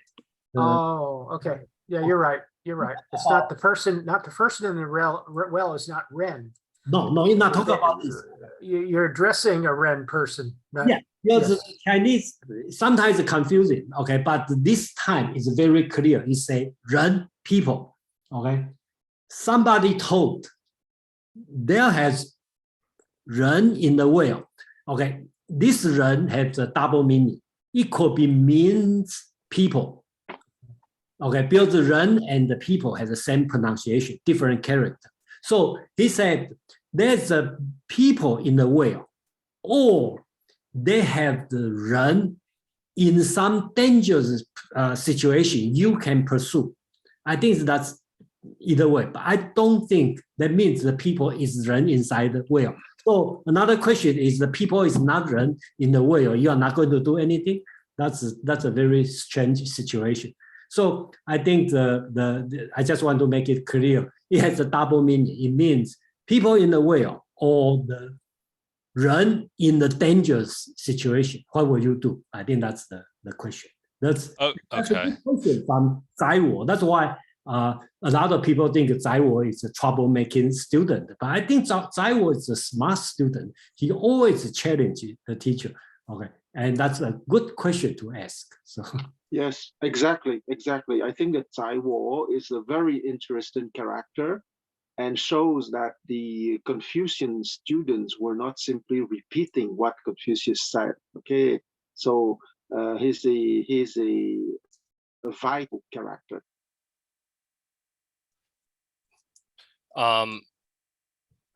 Yeah, I think that this is I think that this is again, this was my the interpretation that I had read may have been just a little bit confused, because the way I had read it was that if it had only been a Ren person in the well, and that would have been a big difference because it would almost be like a moral relativism kind of situation where you would jump in and save somebody that was Ren of, you know, high character versus somebody that was maybe just a common person. And this is where Confucius then would reply that a Ren person would know whether or not what the right action would be to take under those circumstances. But I think it actually gets to this, you know, just to,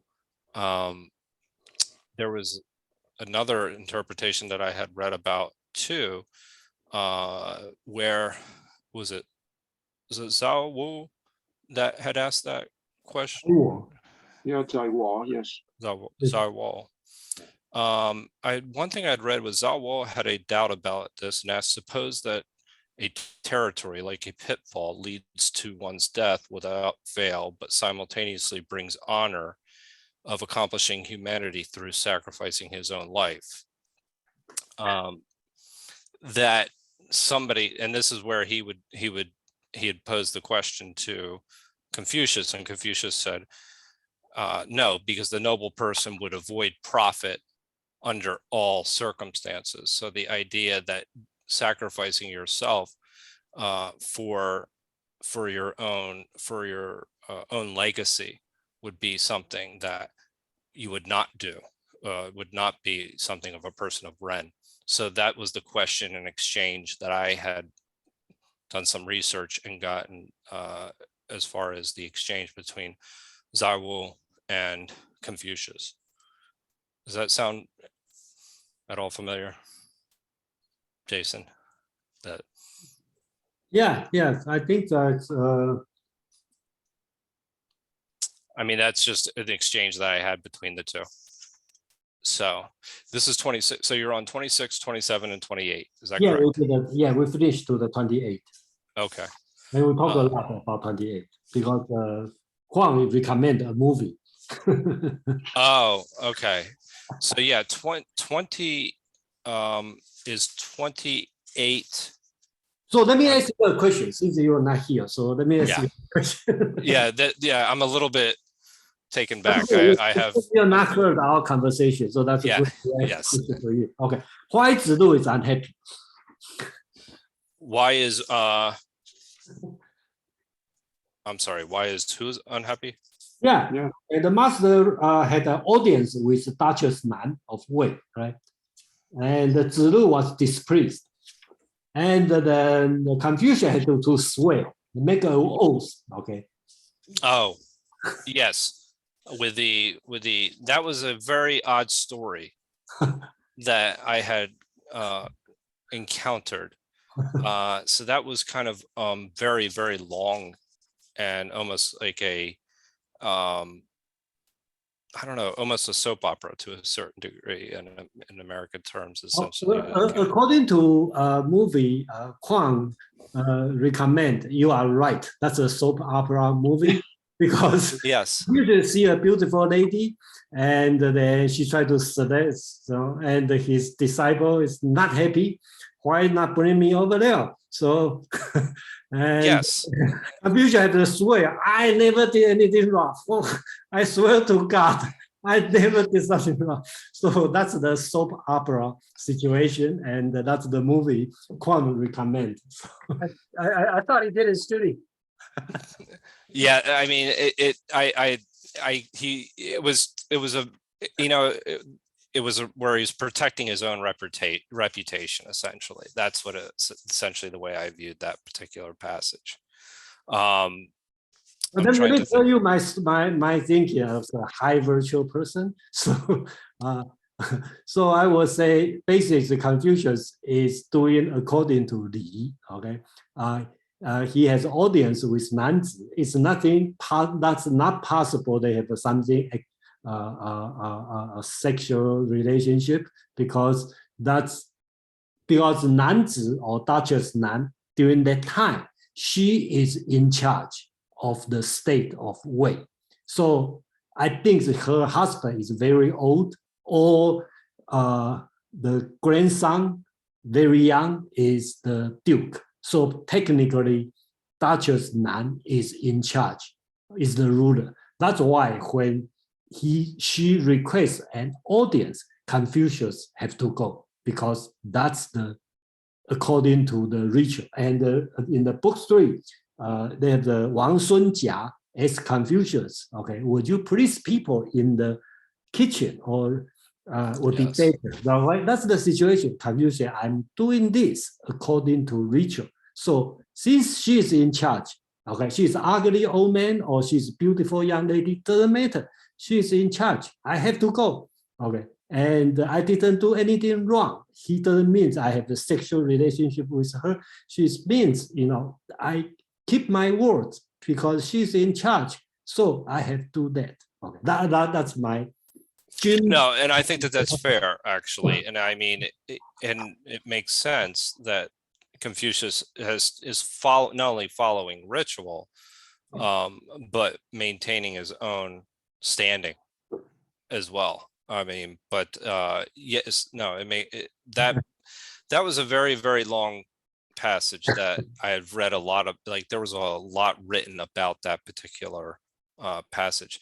Were there any comments about 29? We didn't read to 29. Oh, we didn't, or 28, I meant. Yeah.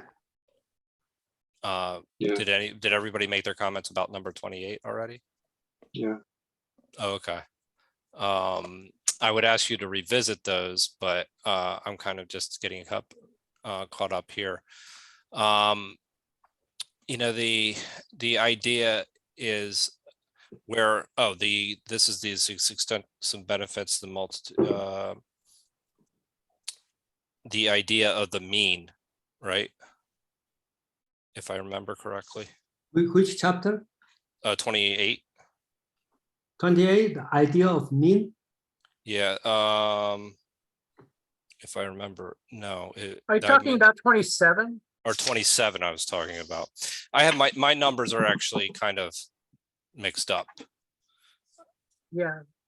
I made a comment about that. I think this is about the interaction of Wen and Li, and the idea that if you once you practice this interaction between Wen and Li, you are going to have mastered it. You're going to remember it for the rest of your life. You're going to be able to repeat the pattern. But I don't think anyone followed me up with it's, yeah, I don't think anyone followed up on me. Yeah, for me, that particular one was, and it could only be practiced over a short period of time as well. Did it say? No, On it your doesn't say that on mine. Okay. On mine. On your translation? It just Okay. says a Junsi is once a Junsi has studied these patterns and constrained them with Li, he will never turn his back on them. It will be part of his intellectual makeup. So I love that concept. I think that's a wonderful concept. There are things that when you know them, when you learn them, when you exercise them, they become a part of you. Like a habit, essentially, that you're talking about. Yeah. Yeah. And I didn't get any feedback from our Chinese speaking friends. Okay, let me give feedback. I think that my interpretation is different. That's why I didn't give you feedback. Okay. Oh, go ahead, Jason. Why don't you share it, please? Because I don't see that word "wen" as a pattern in here. Okay, I think that the "wen" means the classic liberal training. Okay, literature. Okay, the book of old. That's right. Okay, and the book of document. Okay, so this kind of thing. So he said the 君子, okay, can learn broadly in literature or all the ancient knowledge. Okay, but you need to constrain with richer, the. Okay, then in this way you can make no error. So the here is talking about learning knowledge. I think in the early chapter we talk about, I think in book early talk about, I think it's in book 2, Confucius talk about if you can respect your elder, go outside, respect your senior person, then if you have extra capacity, you can learn 文, okay, which is literature or the knowledge. So Confucius doesn't see getting a lot of knowledge is very important. It's important, but it's not the only thing you want to do. You do it when you have the right virtue. You take care of your family. You know how to be the good person. Then you have extra capacity. You learn this thing. So here he talk about after you learn this thing, you need to constrain this knowledge with richer. Then you will not make mistake. So I think that's also common in the Western thinking, right? You become a lot of knowledge. Doesn't mean you will be a good person because you can use your knowledge to do bad thing. So you have to control yourself with some ritual, which in Confucius' word is the law. Okay, put this way, control you. Okay. And I think that this was actually a good example again of separating wisdom and Ren. I mean, yeah, I think one is a positive way, one is a negative way. Let's put this way, right? One is wisdom, okay? One is wisdom or the literature or knowledge, right? You with Ren, you can guide it to doing the right thing. With ritual, you kind of constrain the person was not doing wrong. So if you look at this way, right, the ritual would prevent the knowledgeable person doing wrong thing, and the Ren will guide the knowledgeable person or the wisdom people to do the right thing. Let's put it this way. Yes. And are there any other comments for any of the chapters that, I'm sorry, I'm dealing with somewhat of an emergency simultaneously. I think there's going to be a video of this. I know. Would it, if anybody, yeah, so I guess we can revisit anybody's comments. You know, I guess, and I'll have to just take advantage of that. Yeah, sorry about this. Again, this is a very unique situation that I'm dealing with here right now. I don't want to go into details as to what that is. Are there any more comments at all? If not, I might go ahead and just close the meetup. Oh yeah, I will not be here next week. Yeah. And, yes. And then we will, I think most likely we will move to book 7 next week. Okay. Yeah. So I think Amang will take the lead on this one. So just a little bit warning when I'm not here about book 7. I'm so proud of book 7 because the Confucius talk about me. So well then we'll make sure, I'll make sure to do a little bit more research then. Yeah, that's right. He talk about me. So I insist that he talk about me. Okay. So Jason Pang is one of the characters. He is main character, so it's important. Okay, that's his role model. That's what I want to say. So yes. But Chapter chapter 7 is considered as probably the closest historical portrait that we have of Confucius.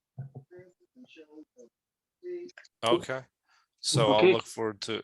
Uh, and Sorry, go ahead. go. No, please go ahead.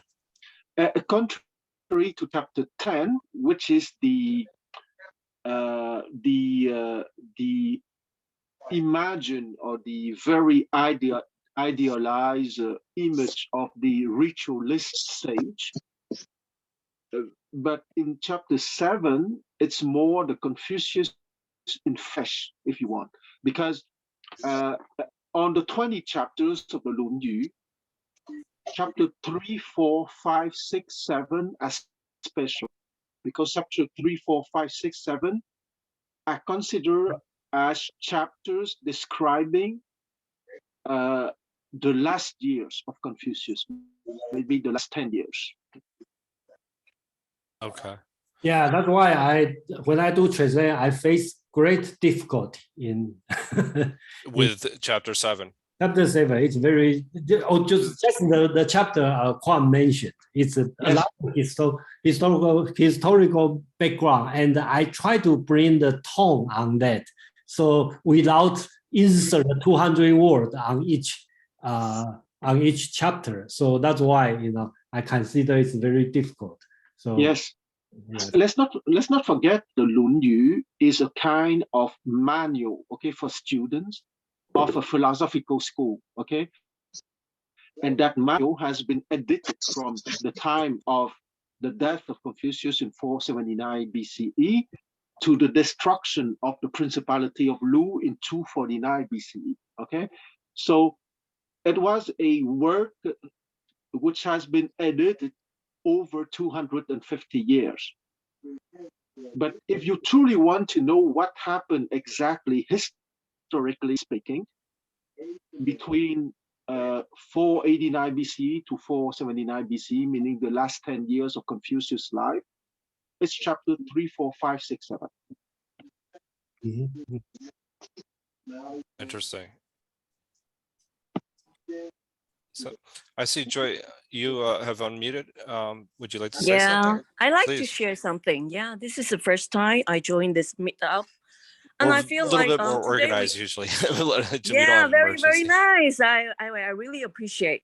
And the only thing I like to express is from the 6, 20, 21, 23, 2, 23. For all the verse that we discussed tonight. The only point maybe several point I like to express is Confucius probably want us to.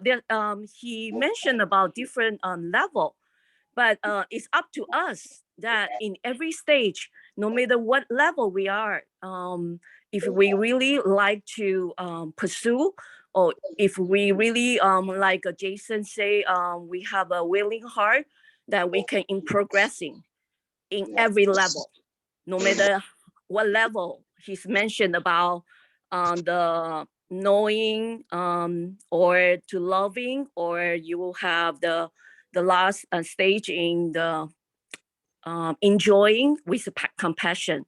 So like the first time I think, wow, this is meetup is very late, like 9 to 11. What kind of persons like to study in the Confucius at very, very late night? So I was thinking, yeah, this is very, very good, because you will feel like, you really want to pursue and to know more about Confucius. And I feel like I kind of like, oh, I really like it. I have a lot of interest, and I feel like I really enjoy it. So I find out from tonight's discussion, I feel like everything he's talking about is a different level, but it's up to us with a willing heart that we can always in progressing, to get the highest level or to get the maximum extent of your potential. So I think he's a wonderful teacher. Confucius is a wonderful teacher. He encouraged everyone, no matter how, maybe we discuss, maybe you have different talent, maybe you have different knowledge, but if you really want it, you can get whatever, maybe your preference in the mountain, in the water, you always find the delightment in whatever you pursue, especially in the knowledge, especially in the wisdom, especially in the kindness, and also we're talking about Ren. So that's what I feel that in this discussion, the meetup, is that we always need to, in progressing, to challenge us, to each one of us. Confucius encourage us to, to go high as possible. Sky is the limit. So I really appreciate all of you. It's wonderful meetup, and I love it. Okay, I really enjoy it. Thank you. Thank you, Joy, and thank you for your comments. Yeah, no, I mean, usually we're much more organized than this, and this is a very No, I important think part. it's a great, it's a very good. Actually, when you were gone, Joseph, things were fine. Okay. Oh, good. Okay. So if I get, are you trying to tell me something, James? Yeah, just relax. Okay, Yeah, just thanks. relax, and we're glad you took care of your duties.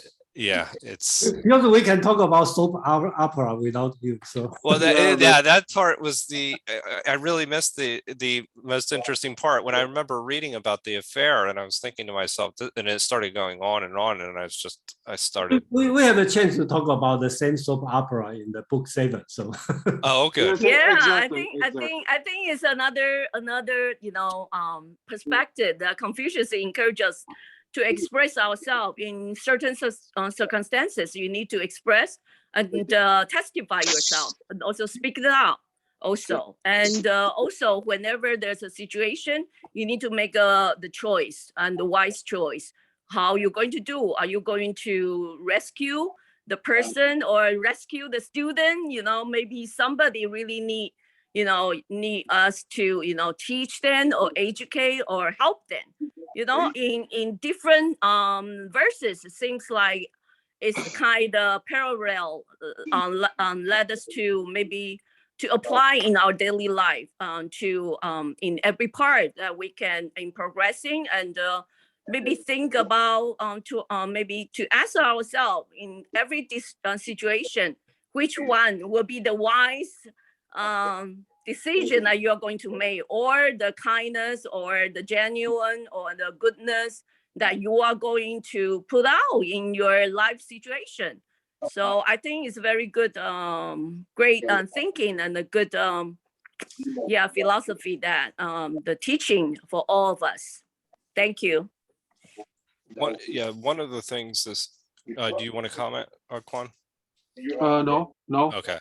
Now, one of the things is this evening, the most important, excuse me, one of the most important things this evening that I had taken away was Quan's actually the breakdown and how specifically verse 21 and 22 or 20 and 21, how they relate essentially to the cardinal virtues. And you've talked about that in the past, but the idea, the beauty, the goodness, and the Tao, and how justice and humanity, how these is like the 3 legs of what Ren really is, and the importance of, again, I think, Joy, to your point just now, of the pursuit of learning within that framework is very important to. Yes. It's the virtuous thing to do. So. And I want to appreciate for the host and the co-hosts and everyone. This is a very, very good platform that led us to learn and also to encourage each other. Yeah, to get more knowledge, to get more wisdom, and to get more thinking about what's in the past and what's right now, what we are going to do in the future. It's a very, very good thinking. Yeah, and the good learning. Yes, and it's in order to understand China right now, and I think it's important to explore Confucius deeply, the way we're going through it, chapter by chapter. Definitely, yes. So that's why I've come to appreciate these meetups. And also, we did a meetup where we were looking pretty much at it from just a historical perspective. And very so, good. Very good. So that's critical too. But are there any other comments? Anybody else like to make any comments? Well, I don't know how I made it to the end, but thank you so much, Thank you, Joe Jenny. and Thank you, Jenny. Jason. Thank you. Thank you. Okay. And thank you for joining us. Good night. Good night.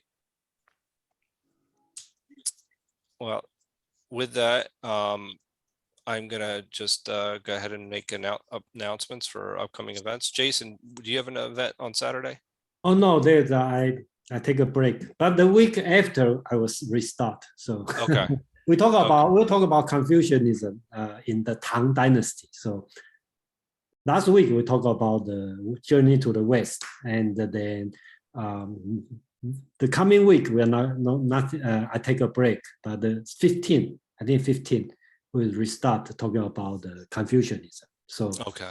yeah, so that's the Tang Dynasty, the beginning of the Neo-Confucianism. So we won't have next week meeting. no, don't No, touch we it. will. We will. We will. I'm talking about I have a meetup on the Saturday, your time, 7 o'clock. Okay. Probably I post the link here so you can see it. Okay. So welcome to join us, and that's and then from next few weeks I'm going to talk about Confucianism in the Tang Dynasty, which is 8th century in China. So that's a little bit. Well, if you are here and in the my Saturday meetup, you will see that Confucius is a little bit different. Well, you can say significant different in the philosophical side. Okay, look forward to that. Yes. So those are Jason's meetup. That's the Asian Philosophies meetup, and that's on Saturdays. This week we have tomorrow our Comprehensivist Wednesdays. It's learning with improv, and that'll be led by Michael Mori, and that is in conjunction with the Greater Philadelphia Thinking Society. And we'll be covering the Bhagavad Gita on Thursday and Friday, and those are the last two sessions that will be covering the Bhagavad Gita. So I encourage you to attend those two sessions.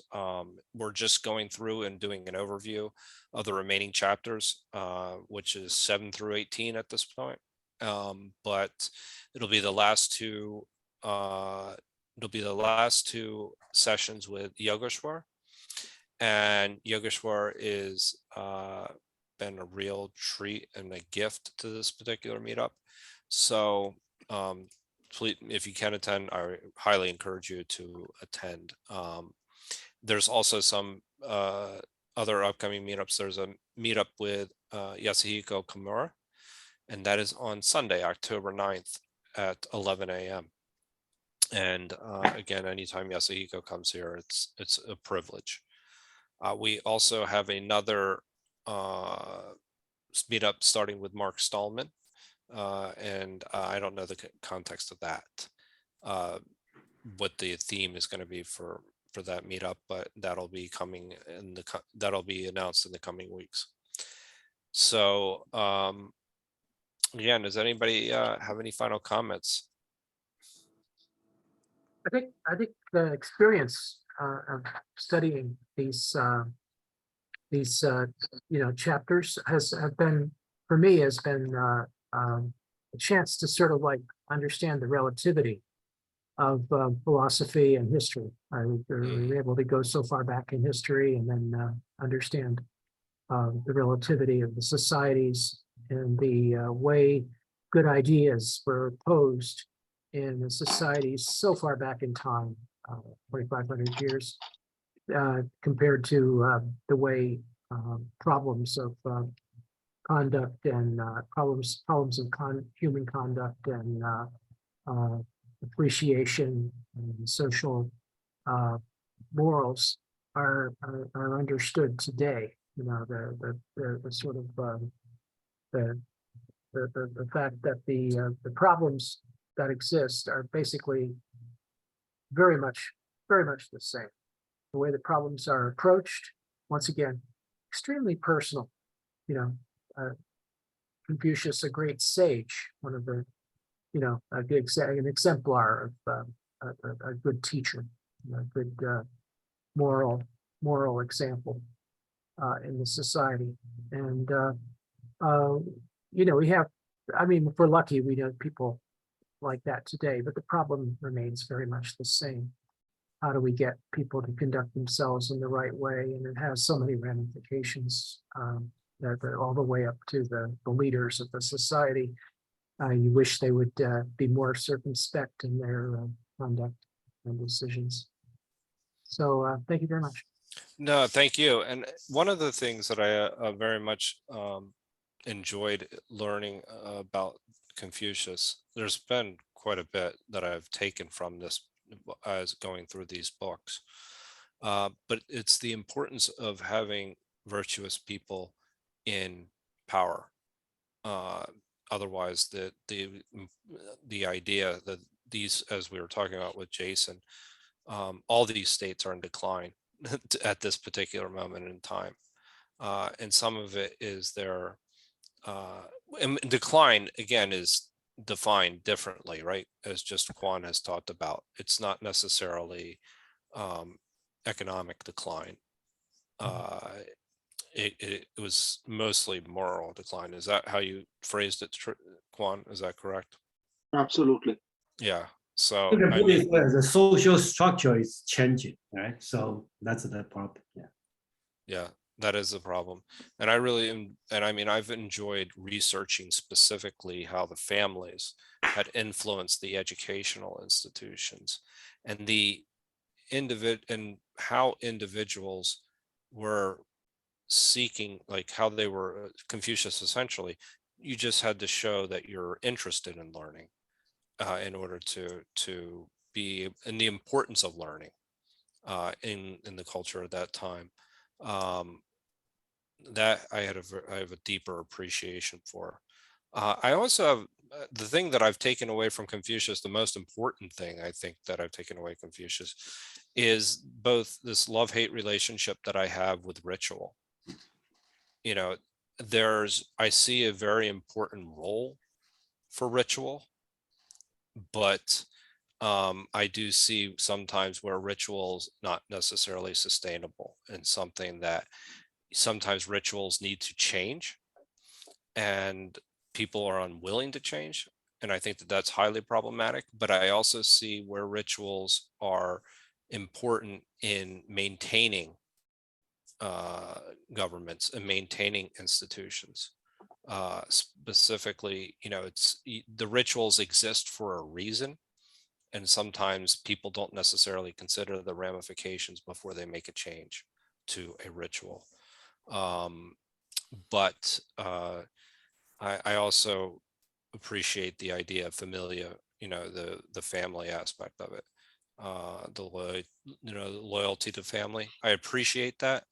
I understand how some people may think that that's, it may be overdone to a certain extent with like mourning people for 3 years and things along those lines.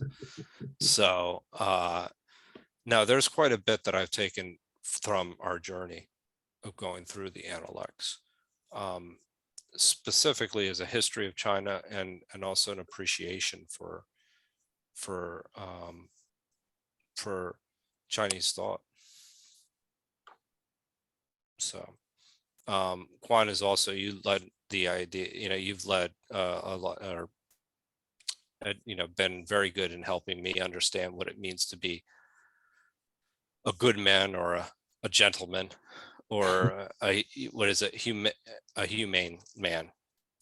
So and the distinctions between, anyway, go ahead, you're about to say something. Yes, I would like to suggest that if you want to understand Confucius, read The Republic by Plato, because there's a lot in common between Confucius and the Republic, even if in the forms, it doesn't look the same at all, but at the core, the Republic of Plato is the Western equivalent of the Chinese 4 books. Okay, it's not only the Lun Yu, but the 论语, 大学, the great learning, 中庸, the doctrine of the mean, Yes. and the 孟子, the Mencius. Those four, what is called the Wu Jing Si Shu, okay, the 5 classic and the 4 books. The Si Shu, the 4 books, are almost the exact equivalent to the Republic by Plato. And I would say that if you read the chapter 4, not 4, but the chapter 7 or book 7 of the Republic, which is the famous allegory of the cave,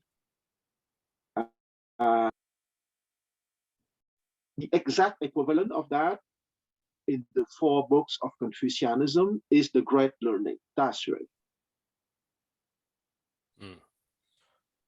Now, I mean, one thing I've really appreciated too is your being able to link it to some of the Western concepts, specifically Plato, as you know, we've gone through this. I finally just actually found that when you just mentioned the doctrine of the mean, I was talking about 29. That was we were talking about a little bit earlier. Oh, okay. Yeah, so I just that's where I was kind of just jumping back into it, and I looked at your translation, Jason, and I looked at another translation, so I was trying to Yeah, because the reconcile. 29 talking about the doctrine of the mean. Yeah, That's so, right. That's yeah, right. but doctrine of the mean is a separate book written, I think, much later, probably 100 years after Confucius' time. Yeah. That's a chapter, not very long, very short. Yeah, and it has been written by his grandson. Yeah. Okay, that I was unaware of. And it was mentioned the idea over a long period of time, but a long period of time, I was thinking about the idea of it can only be practiced for a long period of time, like the ideas of virtues. Somebody I read is like a long period of time for virtue would be a month. We had talked about it in previous chapters, how that may be 3 months for somebody that was in a high state of Ren. So that was something that now that I'm just gathering my notes back and gathering myself, that where, you know, this was essentially the idea of the mean was a protection against the excess and inefficiencies of everyday life. That's what I had as a definition. Does that reconcile with what you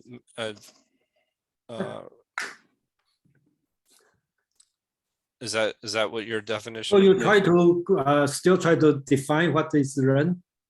No, no. It's just the doctrine of the mean, what it meant. So is always the highest virtue. So anyway. So But Confucius is so smart, will not let you nail down, you know, what's the meaning of Ren. Yeah, no.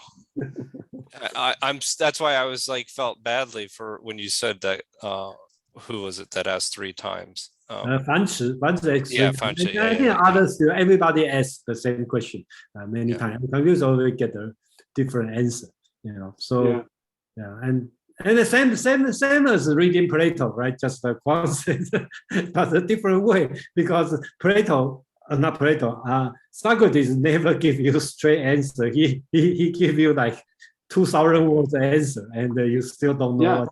Yeah. No, but that's precisely the genius of the sages, because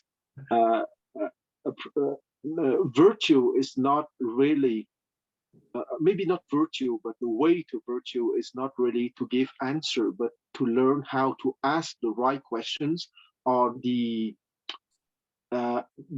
question that would produce rich answers. Yeah, probably that make a lot of sense. The point is not the answer. The point is probably the question. No, that is the question is the most important. Our questions are so much more because that's where learning begins, essentially. Right. And so, you know, if you have an answer, that's kind of where learning ends. So that's why the ability to formulate a good question and cultivate your own personal ignorance is actually something that I'm focused on. So, and so I have a lot to cultivate. But as far as that, but Quan, what do you think is the most important message that Confucius has to share? Well, I would like That's a big to bring. question. That's a big question. That's why I try to escape by going back to a historical consideration. But that's part of the answer. But it's not the answer. But it's a part of the answer. Let's not forget that Confucius is part of a very long tradition called the Ru. Okay, we translate in this group, and most of the scholars nowadays translate Ru as scholars.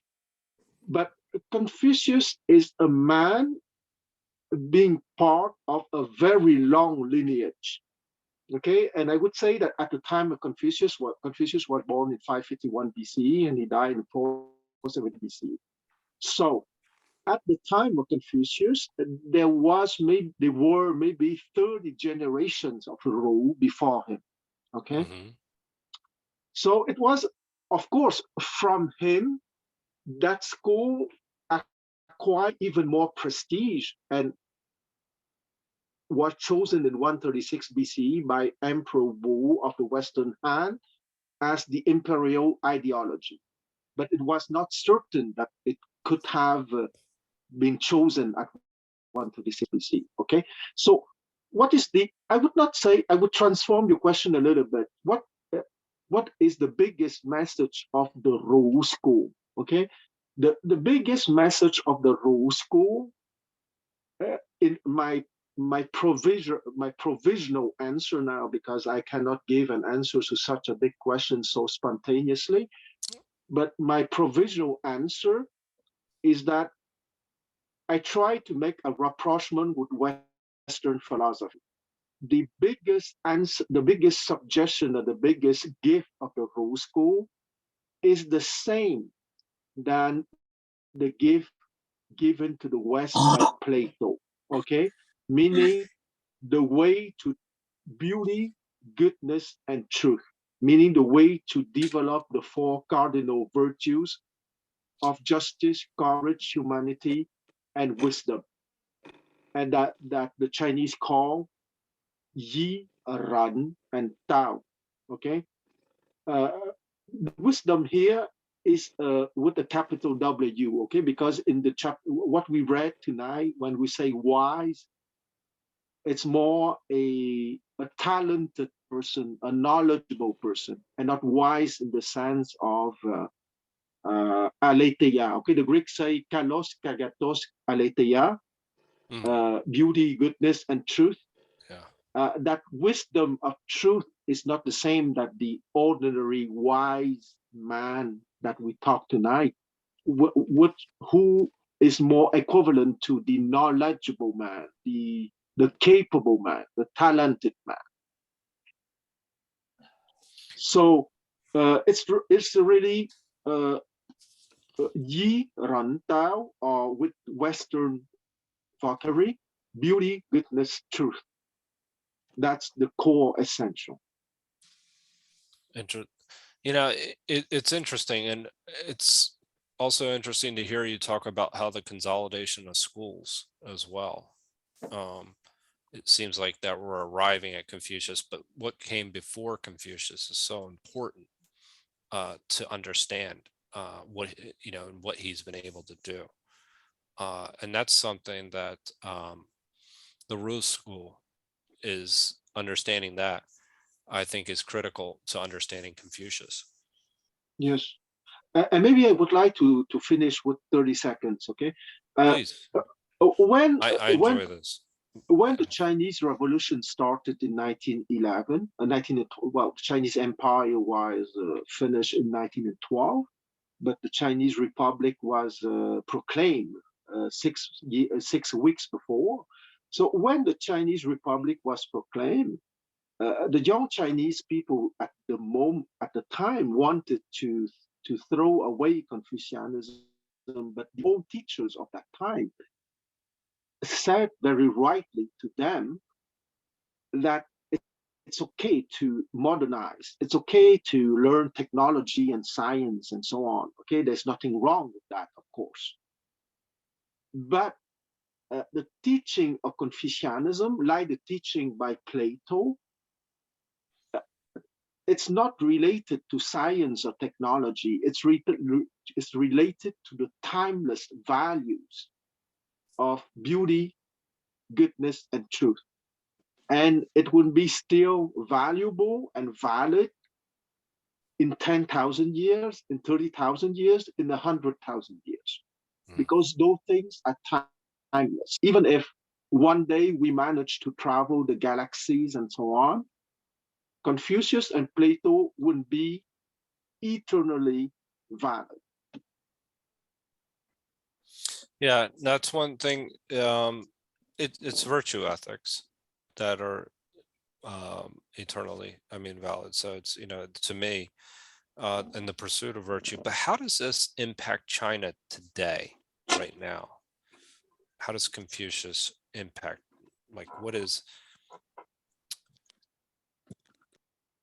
How would you say that answer that maybe question? Well, the easy answer, because once again, that's another big question. Of course, I cannot answer. There's a lot of different ways, but would you say that some of the more prescriptive ideas that Confucius speaks about have been kind of adopted by China today? Technically, the meritocracy system of selecting the officials, and of course there are corruption like in the time of Confucius and like in the imperial era time, but they are trying to curb down the corruption. But I would say that on the very down to earth dimension, the biggest gift of Confucianism to China is the meritocratic system of selecting the officials. Wow. And the famous or infamous Gaokao, which is the exam that all Chinese high school students had to undergo, is the very down to earth and daily stuff that Chinese people have to go through, which is a direct legacy of Confucianism. Interesting. Yeah, and even it's interesting that they even have something like the social credit scoring system of what a good citizen is, in a way. So they have a way. That's an interesting, because Confucius does have this idea of what it means to play your role in society, and what it means to be a good citizen. Is that accurate? Forgive me to interrupt, but that's the credit system is more legalist than Confucian. Okay. Because what is at the core of Confucianism is you have to, well, forgive me if I sound a little bit pedantic, Please but do. education comes from Latin educare, okay? And educare means to bring forth what is within, okay? And and when we bring forth what is within, we bring forth beauty, goodness, and truth, okay? We bring forth justice, courage, humanity, and wisdom at the high level of the word wisdom. So Plato, like Confucius, wanted to make decent people having their autonomy, okay? Meaning autonomy, once again, my pedantic side, autos nomos, having your own personal law, okay, in your heart, in your soul. So, of course, Plato and Confucius did not succeed completely, and their successors did not succeed completely, since we still need laws to constrain people. And the credit social system is certainly not Confucian. It's legalist, but it's okay in the sense that China has always, in terms of government, China has always been that strange beast coming from a mix of refinement, Confucianism, and legalism. Okay, Yeah, that's what I thought. Yeah. the more or less severe form of population control. Yeah, that's one of the great gifts actually of Jason's meetups, that I learned quite a bit about legalism from from his meetup, and you can see elements of it in China today. Oh, there's a lot of legalism in China. I would say that everything that is obvious is legalist in China. Wow. So would you say legalism has had more influence than Confucianism? If you want to be, here's my interpretation. Confucianism, like Christianity, like Platonism, like all the high philosophy, Yeah, is a long-term project. Okay, it's the long-term project of elevating mankind to higher degree of civilization. Okay, in that sense, it's an unending or endless task. But before we get there, and I don't know if we'll take another 500 years, another 1,000 years, another 10,000 years, I don't know. But it's a long task. But before we get there, it's something in between to maintain order. And it's there that the various form of legalism in China, or the equivalent in the West, are useful. Of course, when that legalism, because you have many branches of legalism, okay? You have very severe form of legalism, you have more refined form of legalism. What is sure that the Chinese has always been ruled by a mix of legalism and Confucianism and Buddhism. In the shining periods of China, the refined dimension was more important. Okay, the Confucianists managed to bring more refinement, kindness into the legalist framework of the government. Because to be frank, even during the shining period of the Chinese Empire, the framework of the government has always been legalist. But when the scholars were influential enough, they would bring enough refinement and kindness to improve the legalist framework. interesting. I'm actually, as we go through this, I'm hoping to learn more about how the historical aspect of China that we've been covering, but this also just how it impacts us today, like where the connections are between the past and the present, specifically with Confucius. But it's interesting to hear about the legalistic aspect as well. No, I mean, I enjoy this. Where do you study? Are you a full-time professor? Actually, I never asked. No, I'm a psychiatrist, but I was born in a family very focused on, let's say, philosophical stuff, and my grandfather taught me Confucianism, Buddhism, Taoism, and so on. I have a big family. When I was young in Hong Kong, we have regular sessions with my grandfather on Chinese history, Chinese philosophy, etc. Wow. That was So you're very lucky in that regard. yes, and my grandfather was not a clumsy one, because there are many clumsy teachers of Confucianism, and You there's mentioned a that way in the past, that there were Yeah. clumsy teachers that lead you to not necessarily understand the core message of what Confucius is actually trying to say. Exactly, as they are clumsy teachers about Plato. Okay, because there are clumsy teachers that would make Plato pass for a fascist, for example. And Plato is not at all a fascist. Plato is giving you an invitation to elevate yourself, like Confucius, but no one can force you to elevate yourself. It's a personal decision. So then, what would your thoughts be then on Aristotle? I prefer Plato to Aristotle because I think Plato is more